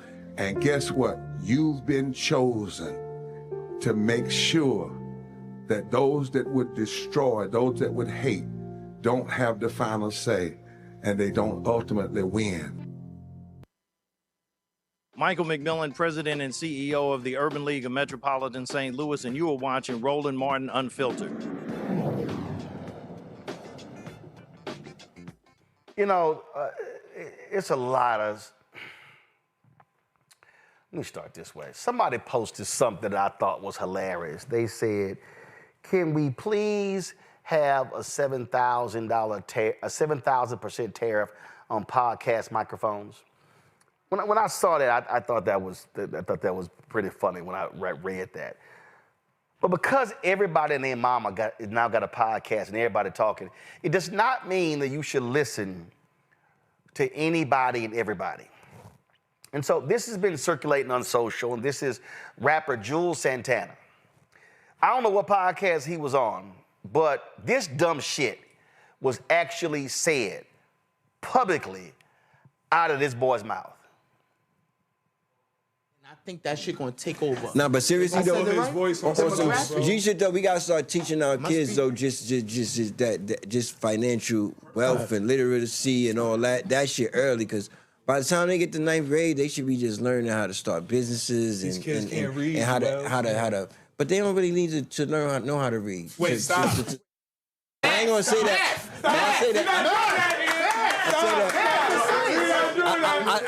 I say that respectfully. I'm not saying that in a way to be literate, because you're not supposed to be illiterate, but you can. What's more important, reading or math? Math. Told you. Math. I think you could listen to a book on YouTube. You can still obtain the information. You don't have to know how to read. That's not reading and understanding. I believe common sense is better than everything. I'm a common sense nigga. I'd rather have 0 book smarts and common sense, be able to read the room, be able to read life, be able to read people. I try to understand people, you know what I'm saying? Like, nowadays, you can listen to a book. I just listen to the 48 Laws of Power, not to... You gotta read your contract, Els. You don't have to understand it, listen to that too. They got apps you can put it in and it'll read it to you. Are you crazy? I know that shit now. It's gonna say, this is AI, bro. Huh? It's gonna tell you now, like, yo, this is bad. It probably will. AI will now. That's what I'm saying. That's how freaky it is. You don't have to read. Shit can be told to you. It'll be... So, I'm not saying that in a bad way, like you don't need to know how to read. At a restaurant. Floyd Mayweather don't read that shit. You at a restaurant. Like, it's mad shit you gotta read. You saying that, you just gotta know what you like. You know what I want. You ain't gotta read the restaurant. You can just say, what is this, a steak joint? I want steak, nigga. What y'all steak come with? What y'all got? When the waiter come? Reading way more important. When the waiter come, you got, what come? I'm gonna have to. I'm gonna have to stand up for this dumb shit.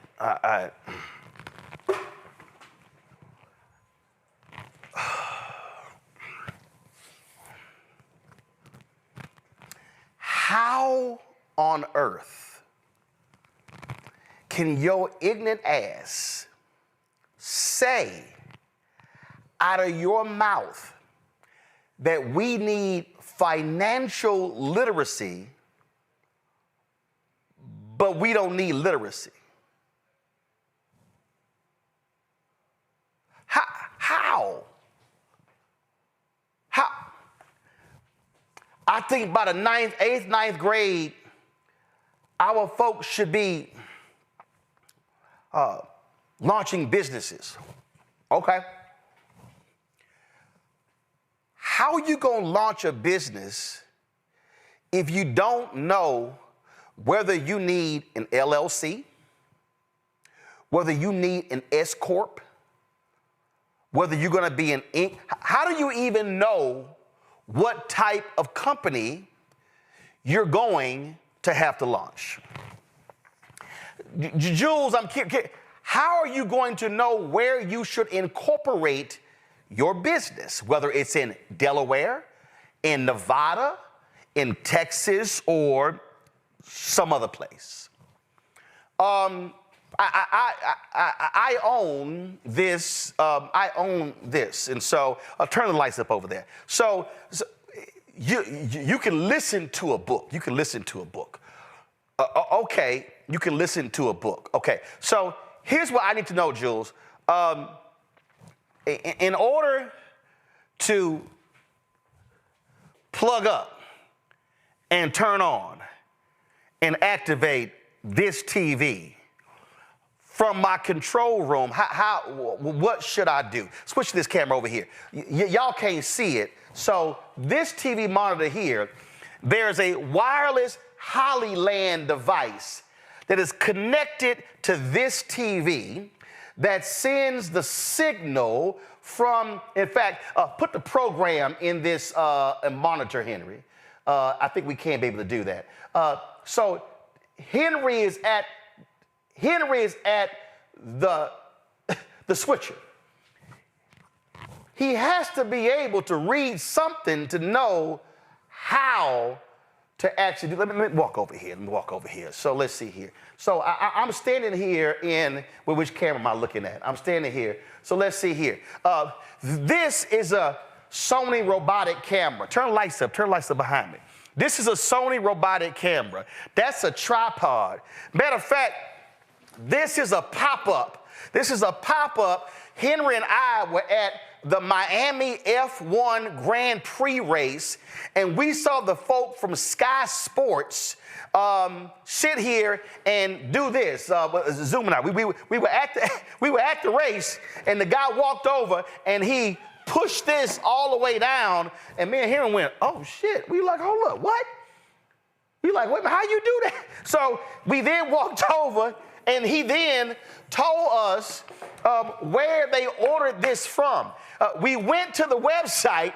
It wasn't in English, so I had to have my assistant hit them up so we can translate how to actually deal with it. So you got monitors down here. You got an electric fireplace over here.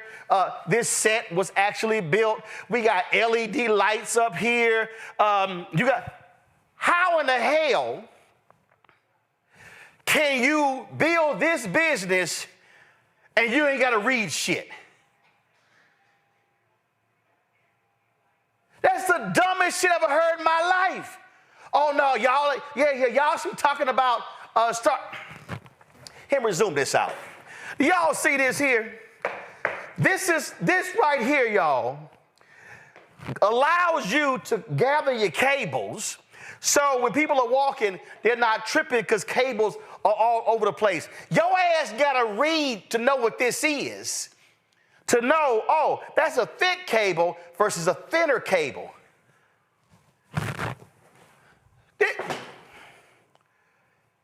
How in the hell? Oh, yeah, you just need AI. AI can't read your contract for you. You still got to know what the hell is in your rapping contract. But okay, you a rapper. Let me go back over here, okay? All right, Jules. See, this was I don't understand, which is just dumb to me, okay? Can we go to my iPad? I just saw this. The IRS has released new information on the tax brackets for 2026. Look at this right here. It said the marginal tax rates for various incomes. And so the top tax rate of 37% for individual single taxpayers, it lays it out there, and then it lays out married, 35, 32, and on and on and on. How your ass gonna know what the tax rate is if your ass don't read? Oh, I get it. Jules gonna say, well, you know, I got a CPA. I got a CPA. Their job is to read. Okay, that's interesting. Let's see here. Kareem sues financial advisor Are y'all aware that one of the greatest basketball players ever actually had an ex-business manager who stole from him, and Kareem filed a $59 million lawsuit against him? So imagine if Kareem Abdul-Jabbar, one of the smartest brothers out there, never knew how to read. Never knew how to read. And mind you, Kareem is extremely smart. He is very, very smart. But the article lays out that there was mismanagement by his business partner, Tom Collins. Look at this here. This article was written, let's see here, August 9th, 2022. It lays out here, they filed a lawsuit to recoup the money. Between 1984 and 1985, Collins arranged several partnerships among all his clients, and it goes on and on and on. Kareem is an extremely smart brother who follows his own money, but he had to sue his guy. So, do you know how many athletes, basketball players, football players, baseball players have gone broke because their accountants and business managers and CPAs and agents stole from them? Do you know? Who was the brother? Terrell, that's your sorry team, the Commanders. Who the dude was the, Clinton Portis. Yeah, let's see, Clinton Portis. Let's see, Clinton Portis and business manager. Clinton Portis publicly said that he was sitting in a car, boom, right here. See, I told y'all I got a good memory. Ex-running back Clinton Portis was ready to commit murder until a friend talked him out of it. Look at this here. Former Washington Redskins running back Clinton Portis contemplated killing one of his former financial managers after losing millions of dollars in various investments. Yeah, it was a study. Sports Illustrated put it. Portis recounted a night 4 years ago, this is 2017, in which he sat in a car outside a building, holding a gun and awaiting one of the managers he felt had ruined him financially. Ask Terrell Owens what happens when you're not properly following your money. And so when you hear stupidity like that, yeah, somebody just mentioned in the chat. I definitely remembered him. Y'all, if you want to, go ahead and Google Tank Black. Tank Black stole from all sorts of folk. In fact, he went to prison. Hell, he went back to prison as a result of what money laundering and fraud. Again, look at he represented former University of Florida football stars Ike Hilliard, Fred Taylor, Jacquez Green. Look at this here. Black was convicted of charges in a case in which several professional athletes lost a combined $12 million. Y'all, I can go on and on and on. So when somebody says something so stupid and ignorant, like you don't need to read, run. As a matter of fact, how you gonna tell folk don't read when you barely can actually say the word literacy? Play it back. And I think that shit gonna take over. Nah, but seriously though, Right? you should though. We gotta start teaching our kids though, just financial wealth and literacy and all that shit early, because by the time they get to 9th grade, they should be just learning how to start businesses. And I'm just saying. I'm just saying. You can't. I really wish folk. What'd you say, Carol? I didn't hear you. I really wish these folk would wake the hell up and stop letting some people talk. Listen to me right now, y'all. Do not listen to Jacquez Santana. If you are a music producer or an artist, a sound engineer, if you got any job in the music business, do not listen to him. If I call Chuck D right now, Chuck D, one of the most, man, Chuck was sending me some stuff this weekend. I mean, Chuck went deep. Chuck will say, how the hell are you going to tell folk don't read? That is just idiotic. You cannot open a business if your ass can't read. Hell, if you want to open a restaurant, your ass got to read the label on the damn food. Ome Congo, so again, I try to ignore most of the dumb shit that I hear on a lot of these shows, but I had to just go ahead and rip this nonsense. And I'm glad that you did. I mean, it's so disgusting. I mean, I work with so many young people across the country, and just seeing and it's not just young kids, but just across this country, like the anti-intellectual mindset that's just creeping in from the top, starting with Trump all the way down. This idea that so many things can just do things for you. AI can do this. What do you say? Go to a restaurant and say, hey, I like beef. Give me some beef. Like, just turning everything over to tech and turning these things over to other people. I can have somebody read it to me. I'm thinking about Sam Cooke, right? When he got sick one weekend, he was at home reading his contracts. And then he realized that Alan Klein had stole all of his stuff. How did he know that? Because he was able to read. And this intellectual decline, if you look at our scores, especially COVID, in terms of our scores in our K-12 schools, it's been going down in terms of math, in terms of reading, in terms of English, in terms of writing, everything's been going down. And damn, Roland, like reading math is reading.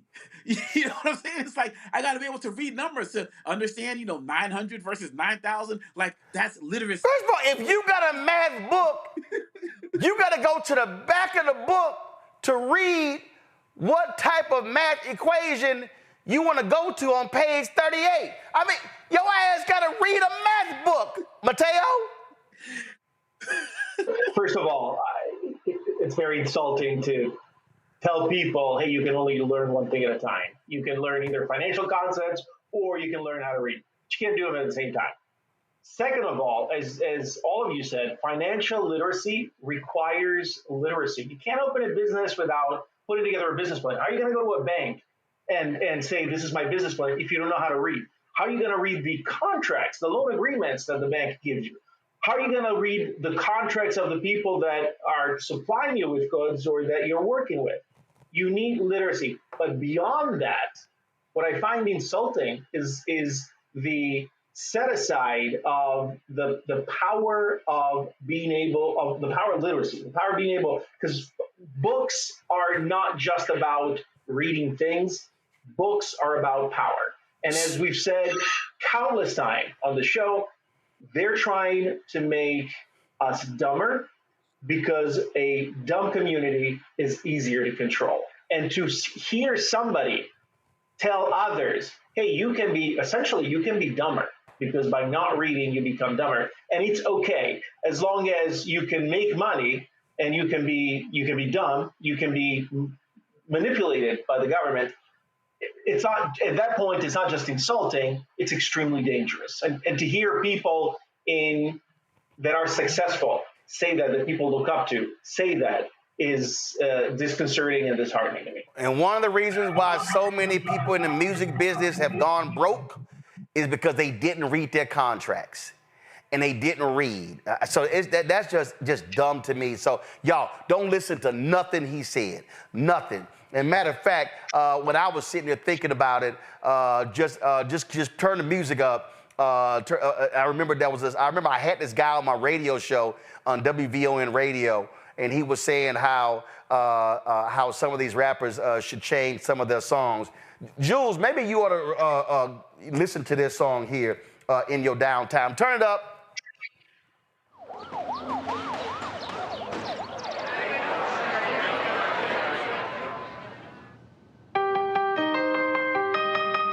Yeah! What's up, y'all?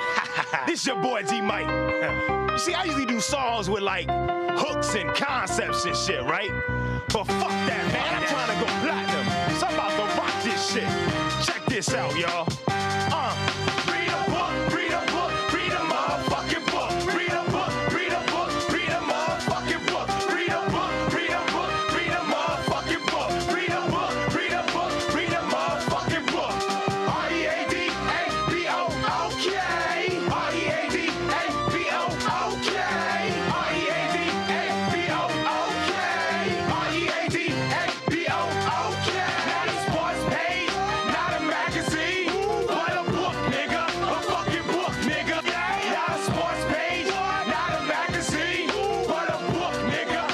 like the N-word, everything else, but since some folk need to, I guess that's, if you need to get your attention, yeah, why don't you look that up? So the book is from Bomani Arma. The song is called Read a Book. Jules Santana, that's for you. When we come back, we'll remember one of the two surviving folks of the Tulsa Race Massacre, 1921. She passed away. Mother Fletcher, 111 years old. We'll talk about her next, right here, Roland Martin Unfiltered on the Black Star Network. This week on the other side of change. Book bans, anti-intellectualism, and Trump's continued war on wisdom. This is a coordinated backlash to progress. At the end of the day, conservatives realized that they couldn't win a debate on facts. They started using our language against us, right? Remember when we were all woke and the woke movement and all that kind of stuff? Now everything is anti-woke, right? When we were talking about including diversity, equity, inclusion, and higher education, now it's anti-DEI. All this are efforts to suppress the truth because truth empowers people. You're watching The Other Side of Change only on the Black Star Network.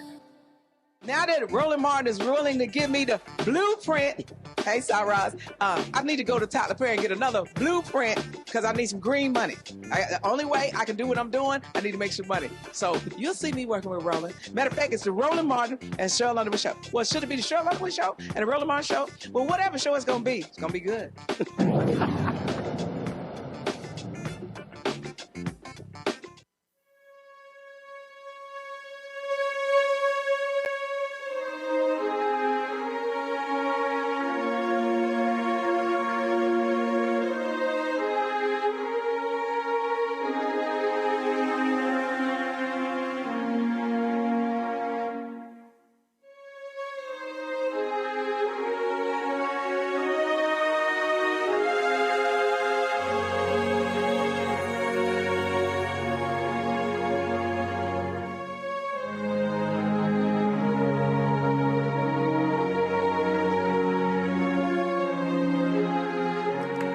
Folks, it was tough this afternoon getting a text message from Demario Solomon Simmons that Mother Viola Ford Fletcher, the oldest living survivor of the Tulsa Race Massacre, has passed away at the age of 111 years old. She was among the living survivors who pursued a lawsuit against the city of Tulsa, the state of Oklahoma, as well as other related departments, alleging they were complicit in the 1921 massacre in Tulsa that left hundreds of black folks dead, destroyed Black Wall Street, the Greenwood community there. They still are living with the effects of that massacre today. Of course, we were there in Tulsa for the 100th anniversary of that race massacre, and so many people celebrated and honored them. This was one of the, this was the march that took place. We covered that live right here on Roland Martin Unfiltered. You see her brother, Uncle Red, right there. As well as the other survivor. And so it was three of them. And so people celebrated them, feted them, and talked about them. I remember when Mother Fletcher, Demario, posted photos and video when she made her first visit to Ghana and how she felt about that. Demario joins us right now. Of course, he's a civil rights attorney, founder of Justice for Greenwood. He has really gotten to know them so well, representing them, traveling with them all across the country and the world, testifying before Congress. Demario, glad you're with us. Unfortunately, this sad story here, and I must say, Mother Fletcher was one strong sister. Yeah, man, Roland, good to see you. Thank you for having us on. It's been a tough day for sure. And, you know, I've been thinking about, I was talking to some of the team, like, you know, a woman lives to be 111 and a half years old, and you're just so devastated and surprised that she's passed away. But she was so strong. She had so much life. And we, as you know, Roland, we were concerned for many years about, can we get them justice before they pass? But I'll be honest with you. Over the last 18 months or so, I stopped worrying about Mother Fletcher passing away because she was just so vibrant. And at a 110th birthday party that we had for her back in May, this past May, we sang her happy birthday. And at the end, we forgot to say. Demario broke up there. Hello, Demario. Hello, Demario. Hello, Demario. You broke up there and said, at the end, we forgot.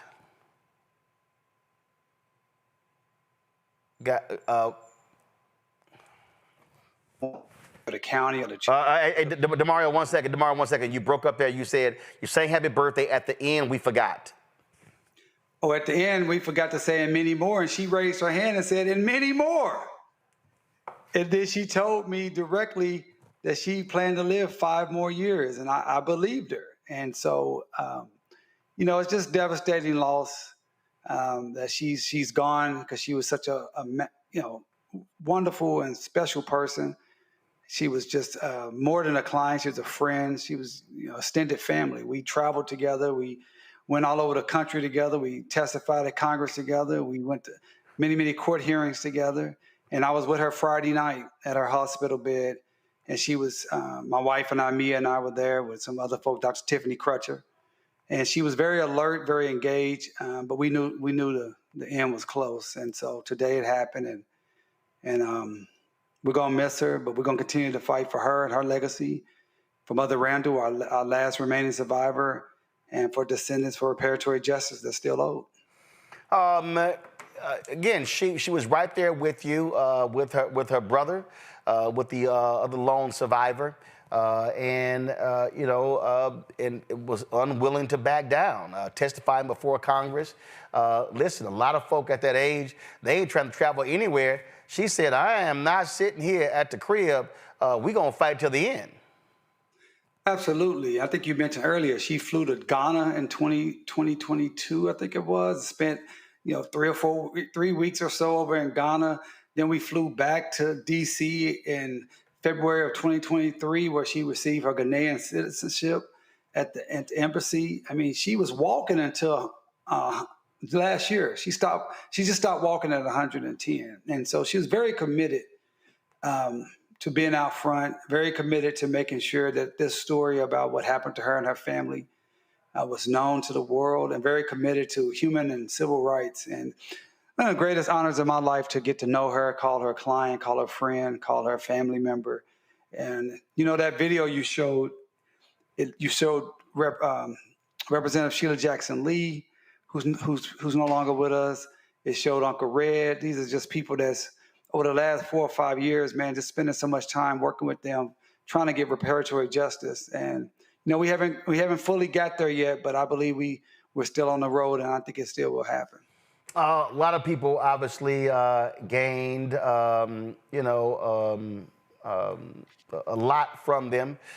It was Mother Viola Fletcher, Uncle Red Hughes Van Ellis, also Leslie Benningfield Randall, who, you know, those were the three. Those were the three there. And now they're gone. Yeah, we're down to one. Leslie Benningfield down to Randall, one. Who actually turned. I'm sorry, yeah, down to one, but yeah. Yeah, we're down to one, and she actually turned 111 back on November 10th. And so we had a birthday party for her. And again, I mean, she was engaged and alert, and, you know, she's just keep on trucking. So I just believe very strongly that these people were sent here for a very divine mission. Without these 3 survivors being alive and alert and coming to Congress and testifying, meeting with Vice President Kamala Harris, meeting with President Joe Biden, fighting for the Department of Justice first time, and doing a review and report on this issue, et cetera. You know, we wouldn't be here today. This movement, not just for Greenwood, but for reparatory justice for Black people throughout this country, would not be where it is today if it wasn't for people like Mother Viola Fletcher, who decided in her very late age that she was going to be a frontline fighter for justice. She's a civil rights icon. She's a legend. And I'm so glad that the world get to know what we know about her and the type of person that she was. I mean, literally Friday night, she was in a lot of pain, but she was very engaged and just having a great conversation with us and being strong. And so we're going to continue that strength. We're going to continue to remember her and continue to fight with her memory. I'm in Congo.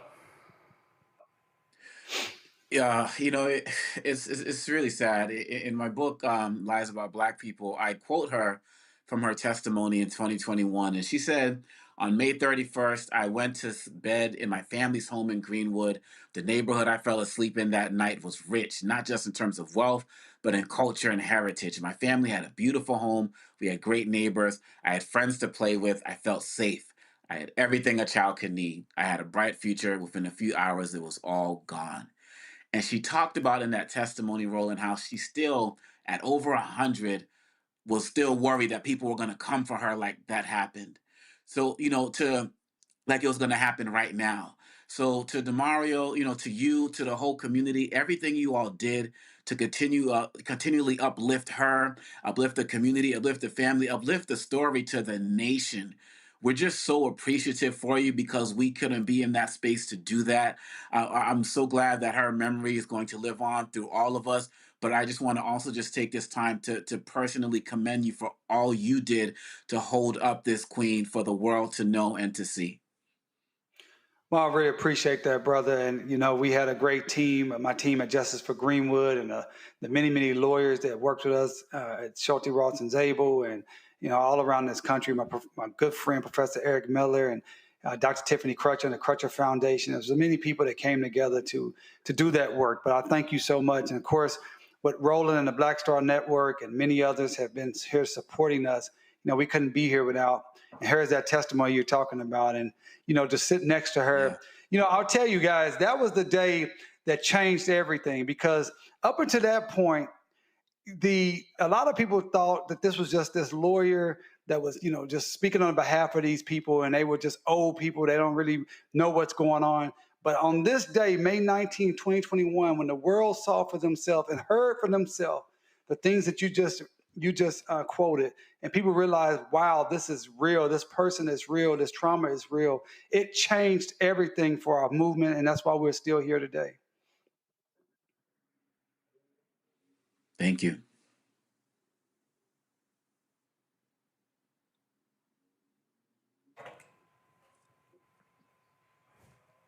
Mateo, go ahead. Mateo?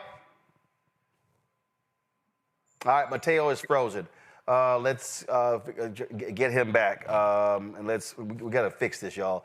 DeMario, final thoughts. How are your? Have you already? I saw a text. You had memorial information.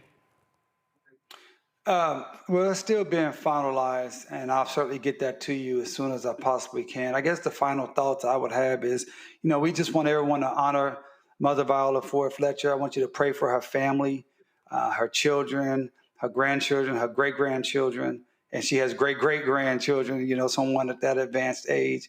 And just pray for us down here. It's a really tough day. It's a really tough day, real tough loss. We felt like we have lost such a champion. But I just want to tell people in any community that you're in, there is Mother Fletchers in your community. Get to know them, uplift their stories, record their stories, do their oral history, and make sure those people, those pioneers, individuals who have suffered through, who have pushed through so much in our community, that they be known and be honored. Mother Fletcher was a person that was born in 1914. Is a person that had to run out of her community because of a massacre. She didn't get the education that she deserved because of what happened with the massacre. She had to spend 70 years of her life working as a domestic in the homes of Caucasians around Oklahoma, and just really trying to just get by.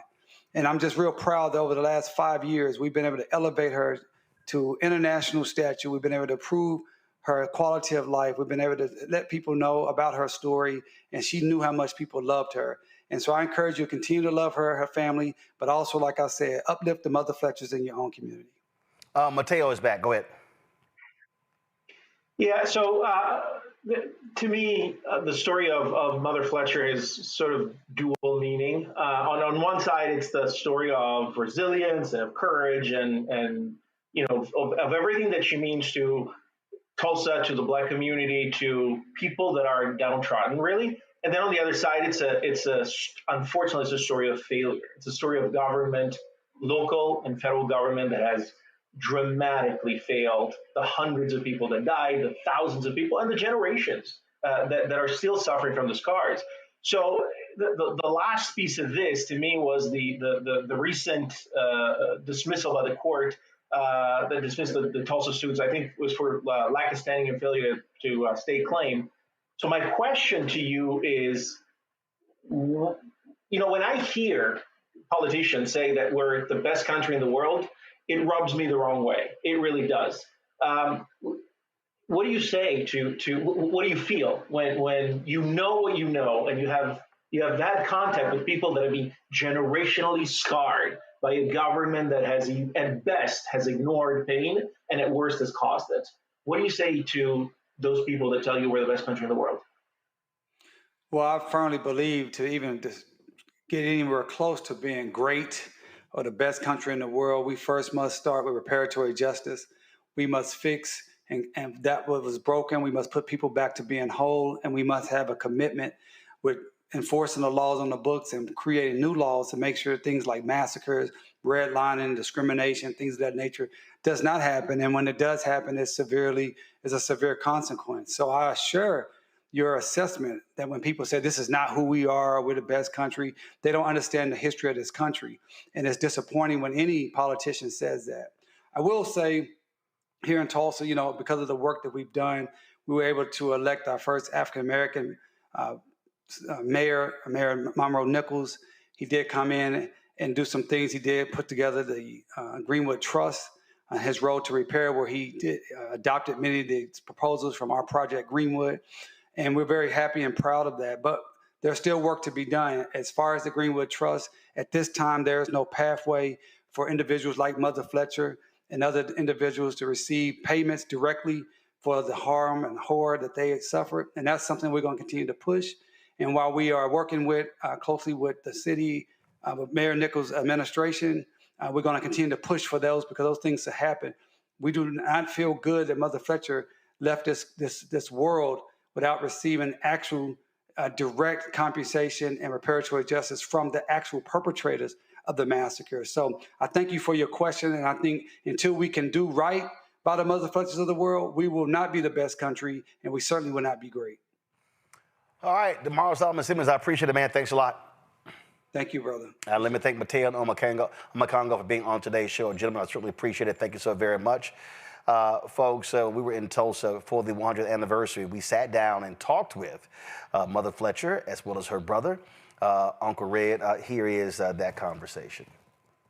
This week from folks and photos and interviews and all kind of stuff. Are they running your racket? Now, I have to start with, I'm a little hard of hearing on that side. I said folks have been sitting here taking pictures and a lot of energy having y'all in the parade and other events. Are they running your racket? Oh, yes. Oh, yes. But I love the parade. The horse, we had a chance to ride in a horse and wagon. Yes, sir. That was really enjoyed that. And I'm sure he did too. I enjoy this. This is exciting to me. This history. So many people. I'm just overwhelmed with this. I didn't think this would ever happen to me in my life. So my life has been good, but this is special.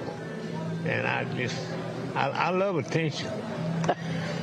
Love attention. Yes, I do.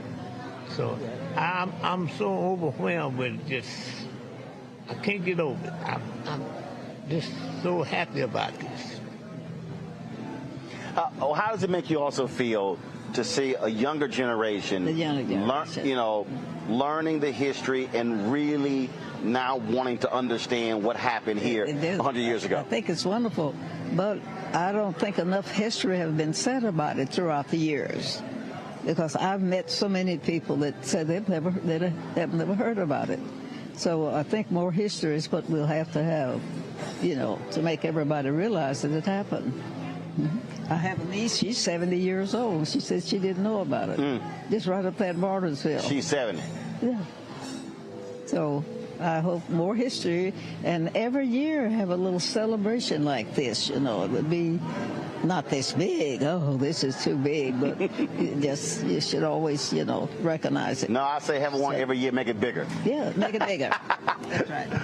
Now I tell the young people, look up, don't turn back. I tell them, You are number one. So it's only one. We only live. All of us is the same. Races, creeds. We are Americans, and I want you to believe you are number one. So that's what I tell the young people. Yesterday at parade, I was glad to see mixed kids. You know, black, white, green, all colors. So that brings us more close together.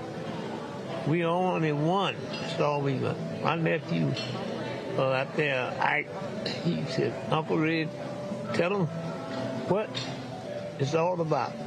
You are number one. We are Americans, all of us.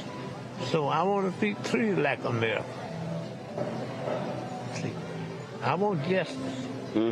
That's what I'm looking for. So many people got a chance to listen to y'all's testimony before Congress.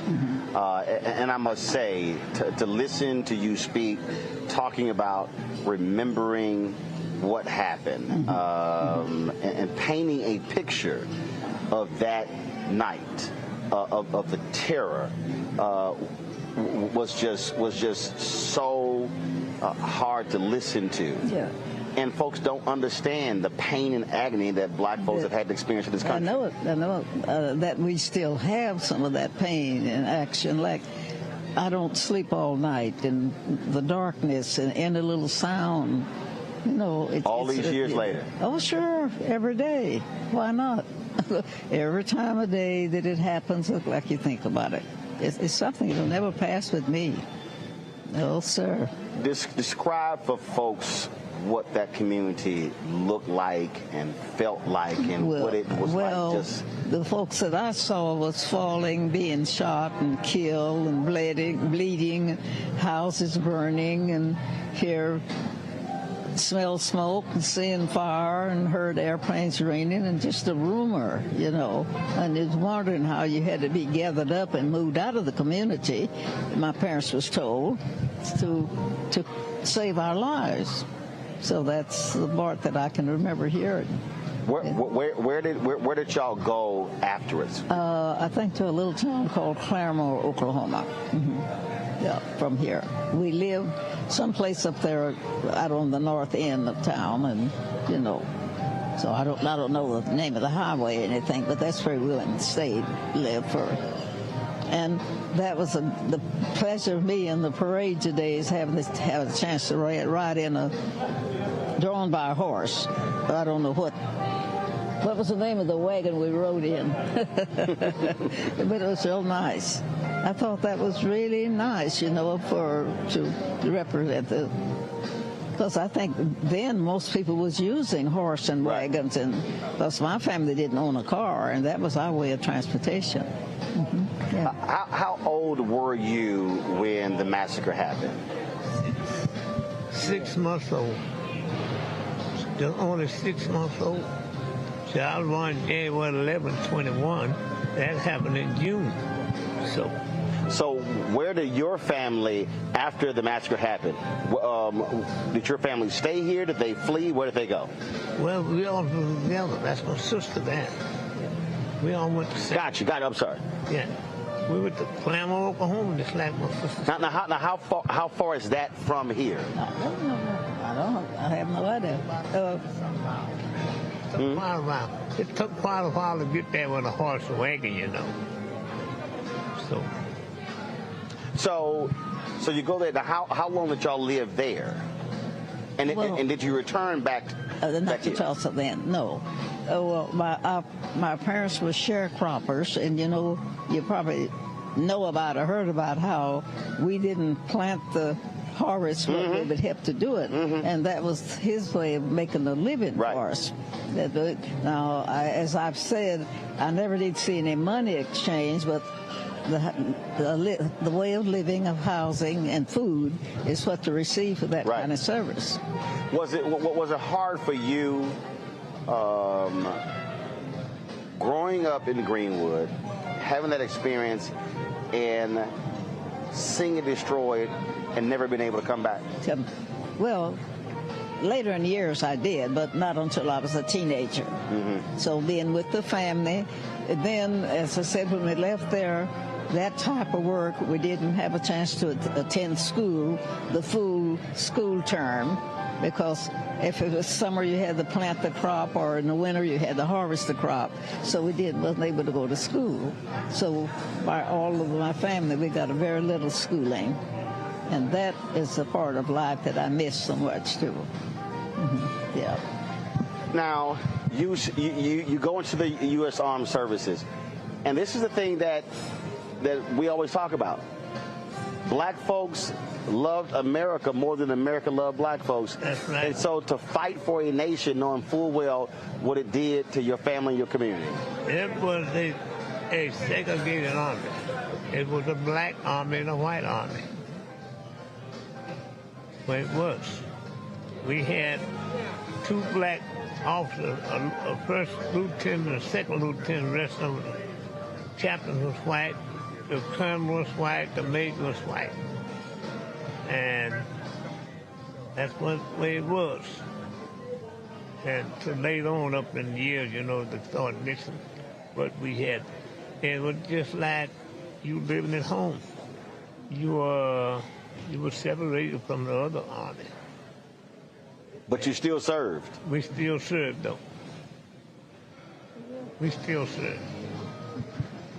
Well, may I say, you know, I had two brothers, two sons, and two grandsons in service. So what he's saying, you know, I've heard that 3 different generations of times, and they've served on different terms. And each one of the 3 was with the Army or the Navy, and I've learned from their testimony that it's a life that, well, you just don't. You don't have your idea. You have to do what you're compelled to do. And it's pretty rough on them, really. And sold to Carvana.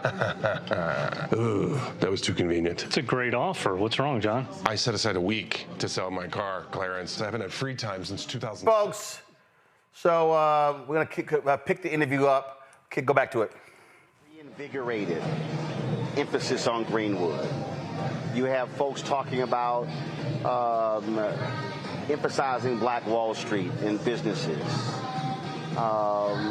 It's 100 years later.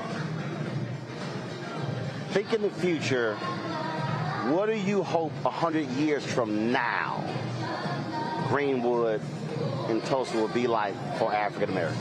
What do you hope it will be? I hope it's being able to get back to normal like it was before.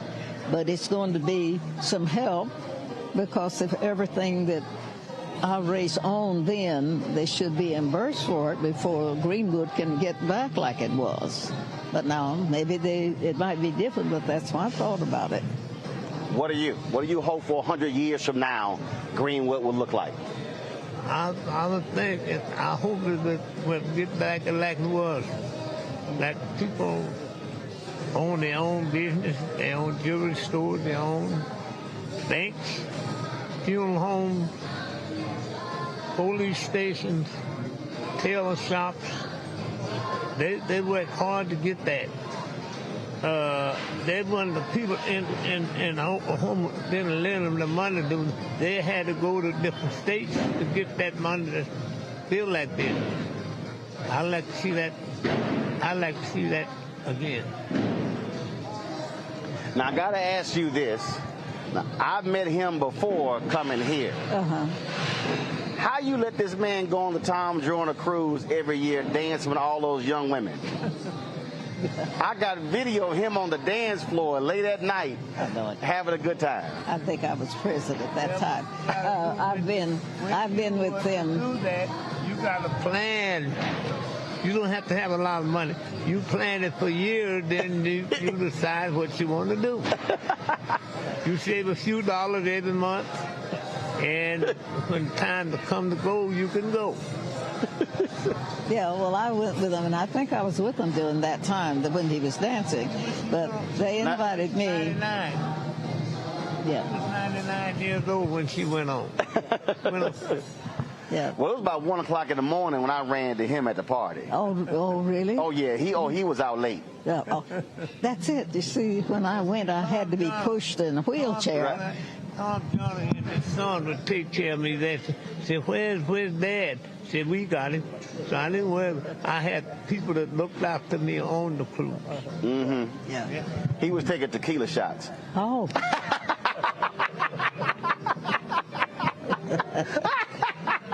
Oh, he was on that dance floor just getting it. Oh, I'm sure. I love life. Huh? I love life. I love people. But he said tequila shots. I had to think twice what the kind of shot that would be. Now, what kind of shots are they getting?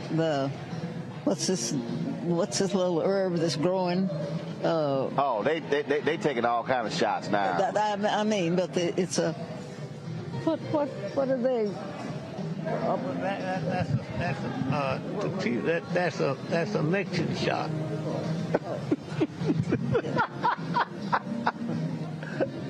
That's my trouble. I can't think sometimes of the next word I want to say. It's all good. It's all good. So you absolutely love life and you live it. I tell people all the time, my hashtag is live life, love it. You got one. You don't sit there going through life being sad. Yeah. And I think being active like that, he had a large family and everything, and he and the family was always together. I think you dance more with your little granddaughter than, and so that makes a difference, That dance, just love it. It's part of my life. Yeah. Well, my philosophy is if my legs still work, let's go. Well, sure. I know. I wish mine did, but this knee don't go very fast for me. So. Well, that's why I said people ask me all the time. They say, "Man, you always dancing and stuff." I said, "Look, there's ever a day I can't dance. There's gonna be some video of me getting down, so I can always say, just play the video, or you'll see the evidence." Oh no! When they give it a little tune, I can move up the upper part. Like you got the shoulder dance. What's going on now? It's taking a pledge away from the people. It's not going to be like it used to be. See, when you work 8 hours a day. You want to come home and like to have a nice dinner weekend. You'd like to go somewhere. You like football. You like to go to football, or baseball, or basketball. You can't do that no more. Well, hopefully, if folks take their COVID shots, we'll be able to get back to normal as fast as possible. That's what I'm hoping. Well, we have enjoyed being here. Greenwood is sacred ground. More than 300 folks lost their lives. But our mission is to keep speaking truth and keep the story going and not relying on somebody else to tell our story. And we're going to make sure that folks always are aware of your story, what happened here. I appreciate you digging me up and pulling me in on this. Well, I appreciate it. Well, like I say, I'm always running to him late at night on the dance floor. So, see, I didn't see you late at night on the dance floor, but I got video with him. Oh, really? Oh, yeah. Well, I appreciate it. I hope y'all enjoy the rest of the weekend. You get that Hollywood attention with all the photos and all the love they've been showering on y'all. We will. We will. I'm sure we will. Experience, and it's something just special, to be honored, to be telling a story about history. That's what I like. And I bet you didn't mind that $100,000 check presentation up there, huh? Man, oh my goodness, no. I didn't think this would ever happen to me. I've never seen that much money. Huh? I have these. Say it again? I've never seen that much money. There you go. We never had no money. Get this back on you. There you go. I used to work 10 hours. I get 10 cents an hour. 10 hours, $1. You know me, I've done the same. So, but this was an honor. I appreciate you folks including us. We've all enjoyed it. 5 o'clock in the morning and you quit at 5. My grandson, crazy. My grandson, Ike. He's Ike's right there, so he's about to come get you. Yeah, well, that's all right. If it wasn't for him, now I couldn't be here, you know. Well, we're glad Ike hooked you up. Oh yeah. Well, that's what I'm depending on now. My children, grandchildren, and great-grandchildren. Well, that's what their job. They'll help me. You took care of them. Their job is to take care of you. Whatever that check is, well, we'll all enjoy that. Hopefully have, like I tell them, well, I won't be here much longer to help you all do it, but we're going to have fun. But you're going to enjoy it while you can enjoy it. Well, sure. I mean, there's so many things we need, you know, so just getting things that you need makes you feel better and be able to live longer and be satisfied. And folks, back to that Roland Martin Unfiltered video in just one moment. October 2023, Uncle Red became an ancestor at 102 years old. And today, his sister, Mother Fletcher, became an ancestor at the age of 111. They're now joined together in heaven. Folks, that is it for us. We appreciate you joining us right here on Roland Martin Unfiltered on the Black Star Network as we remember one of the 2 surviving members of the Tulsa Race Massacre. And now there's just one. So we certainly, thoughts and prayers go out to Mother Fletcher's family. Folks, that's it for us. If you want to see news like this that you're not going to see anywhere else, that's why you must support Roland Martin Unfiltered and the Black Star Network, the shows that we have here. We're telling stories that no one else is telling. And not only that, we're not just doing a headline. We're not just sitting here giving you time. Ain't nobody else out there is going to show you a 19-minute interview with Mother Fletcher and her brother. No, it's going to be a passing thing. And so that's not how we do it right here. We always pay proper tribute to our ancestors. And so that's why supporting this show is critically important. If you want to contribute to join our Bring the Funk fan club and give via Cash App, use the Stripe QR code. You see it right here, bottom left-hand corner. That's also for credit cards. PayPal is R Martin Unfiltered. Venmo is RM Unfiltered. Zelle, Roland at RolandSMartin.com. Roland at RolandMartinUnfiltered.com. Checks and money order, make it payable to Roland Martin Unfiltered. P.O. Box 57196, Washington, D.C. 2003 7-0196. Download the Black Star Network app, Apple phone, Android phone, Apple TV, Android TV, Roku, Amazon Fire TV, Xbox One, Samsung Smart TV. Be sure to get a copy of my book, White Fear, How the Browning of America is Making White Folks Lose Their Minds. Get the book, bookstores, online. Also, you can get the version that I read on Audible. If you want to support the work that we do, get our Black Star Network, Roland Martin Unfiltered swag.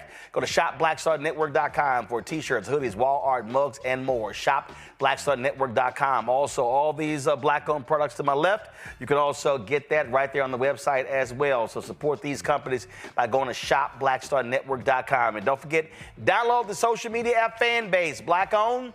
And if you want to be one of the investors, you can go to startengine.com/fanbase. 13.8 million has been raised. What's left? 3.2 million. So the investment ends December 18th. Startengine.com/fanbase. Folks, that's it. I'll see you tomorrow right here, Roland Martin Unfiltered on the Black Star Network. Holla!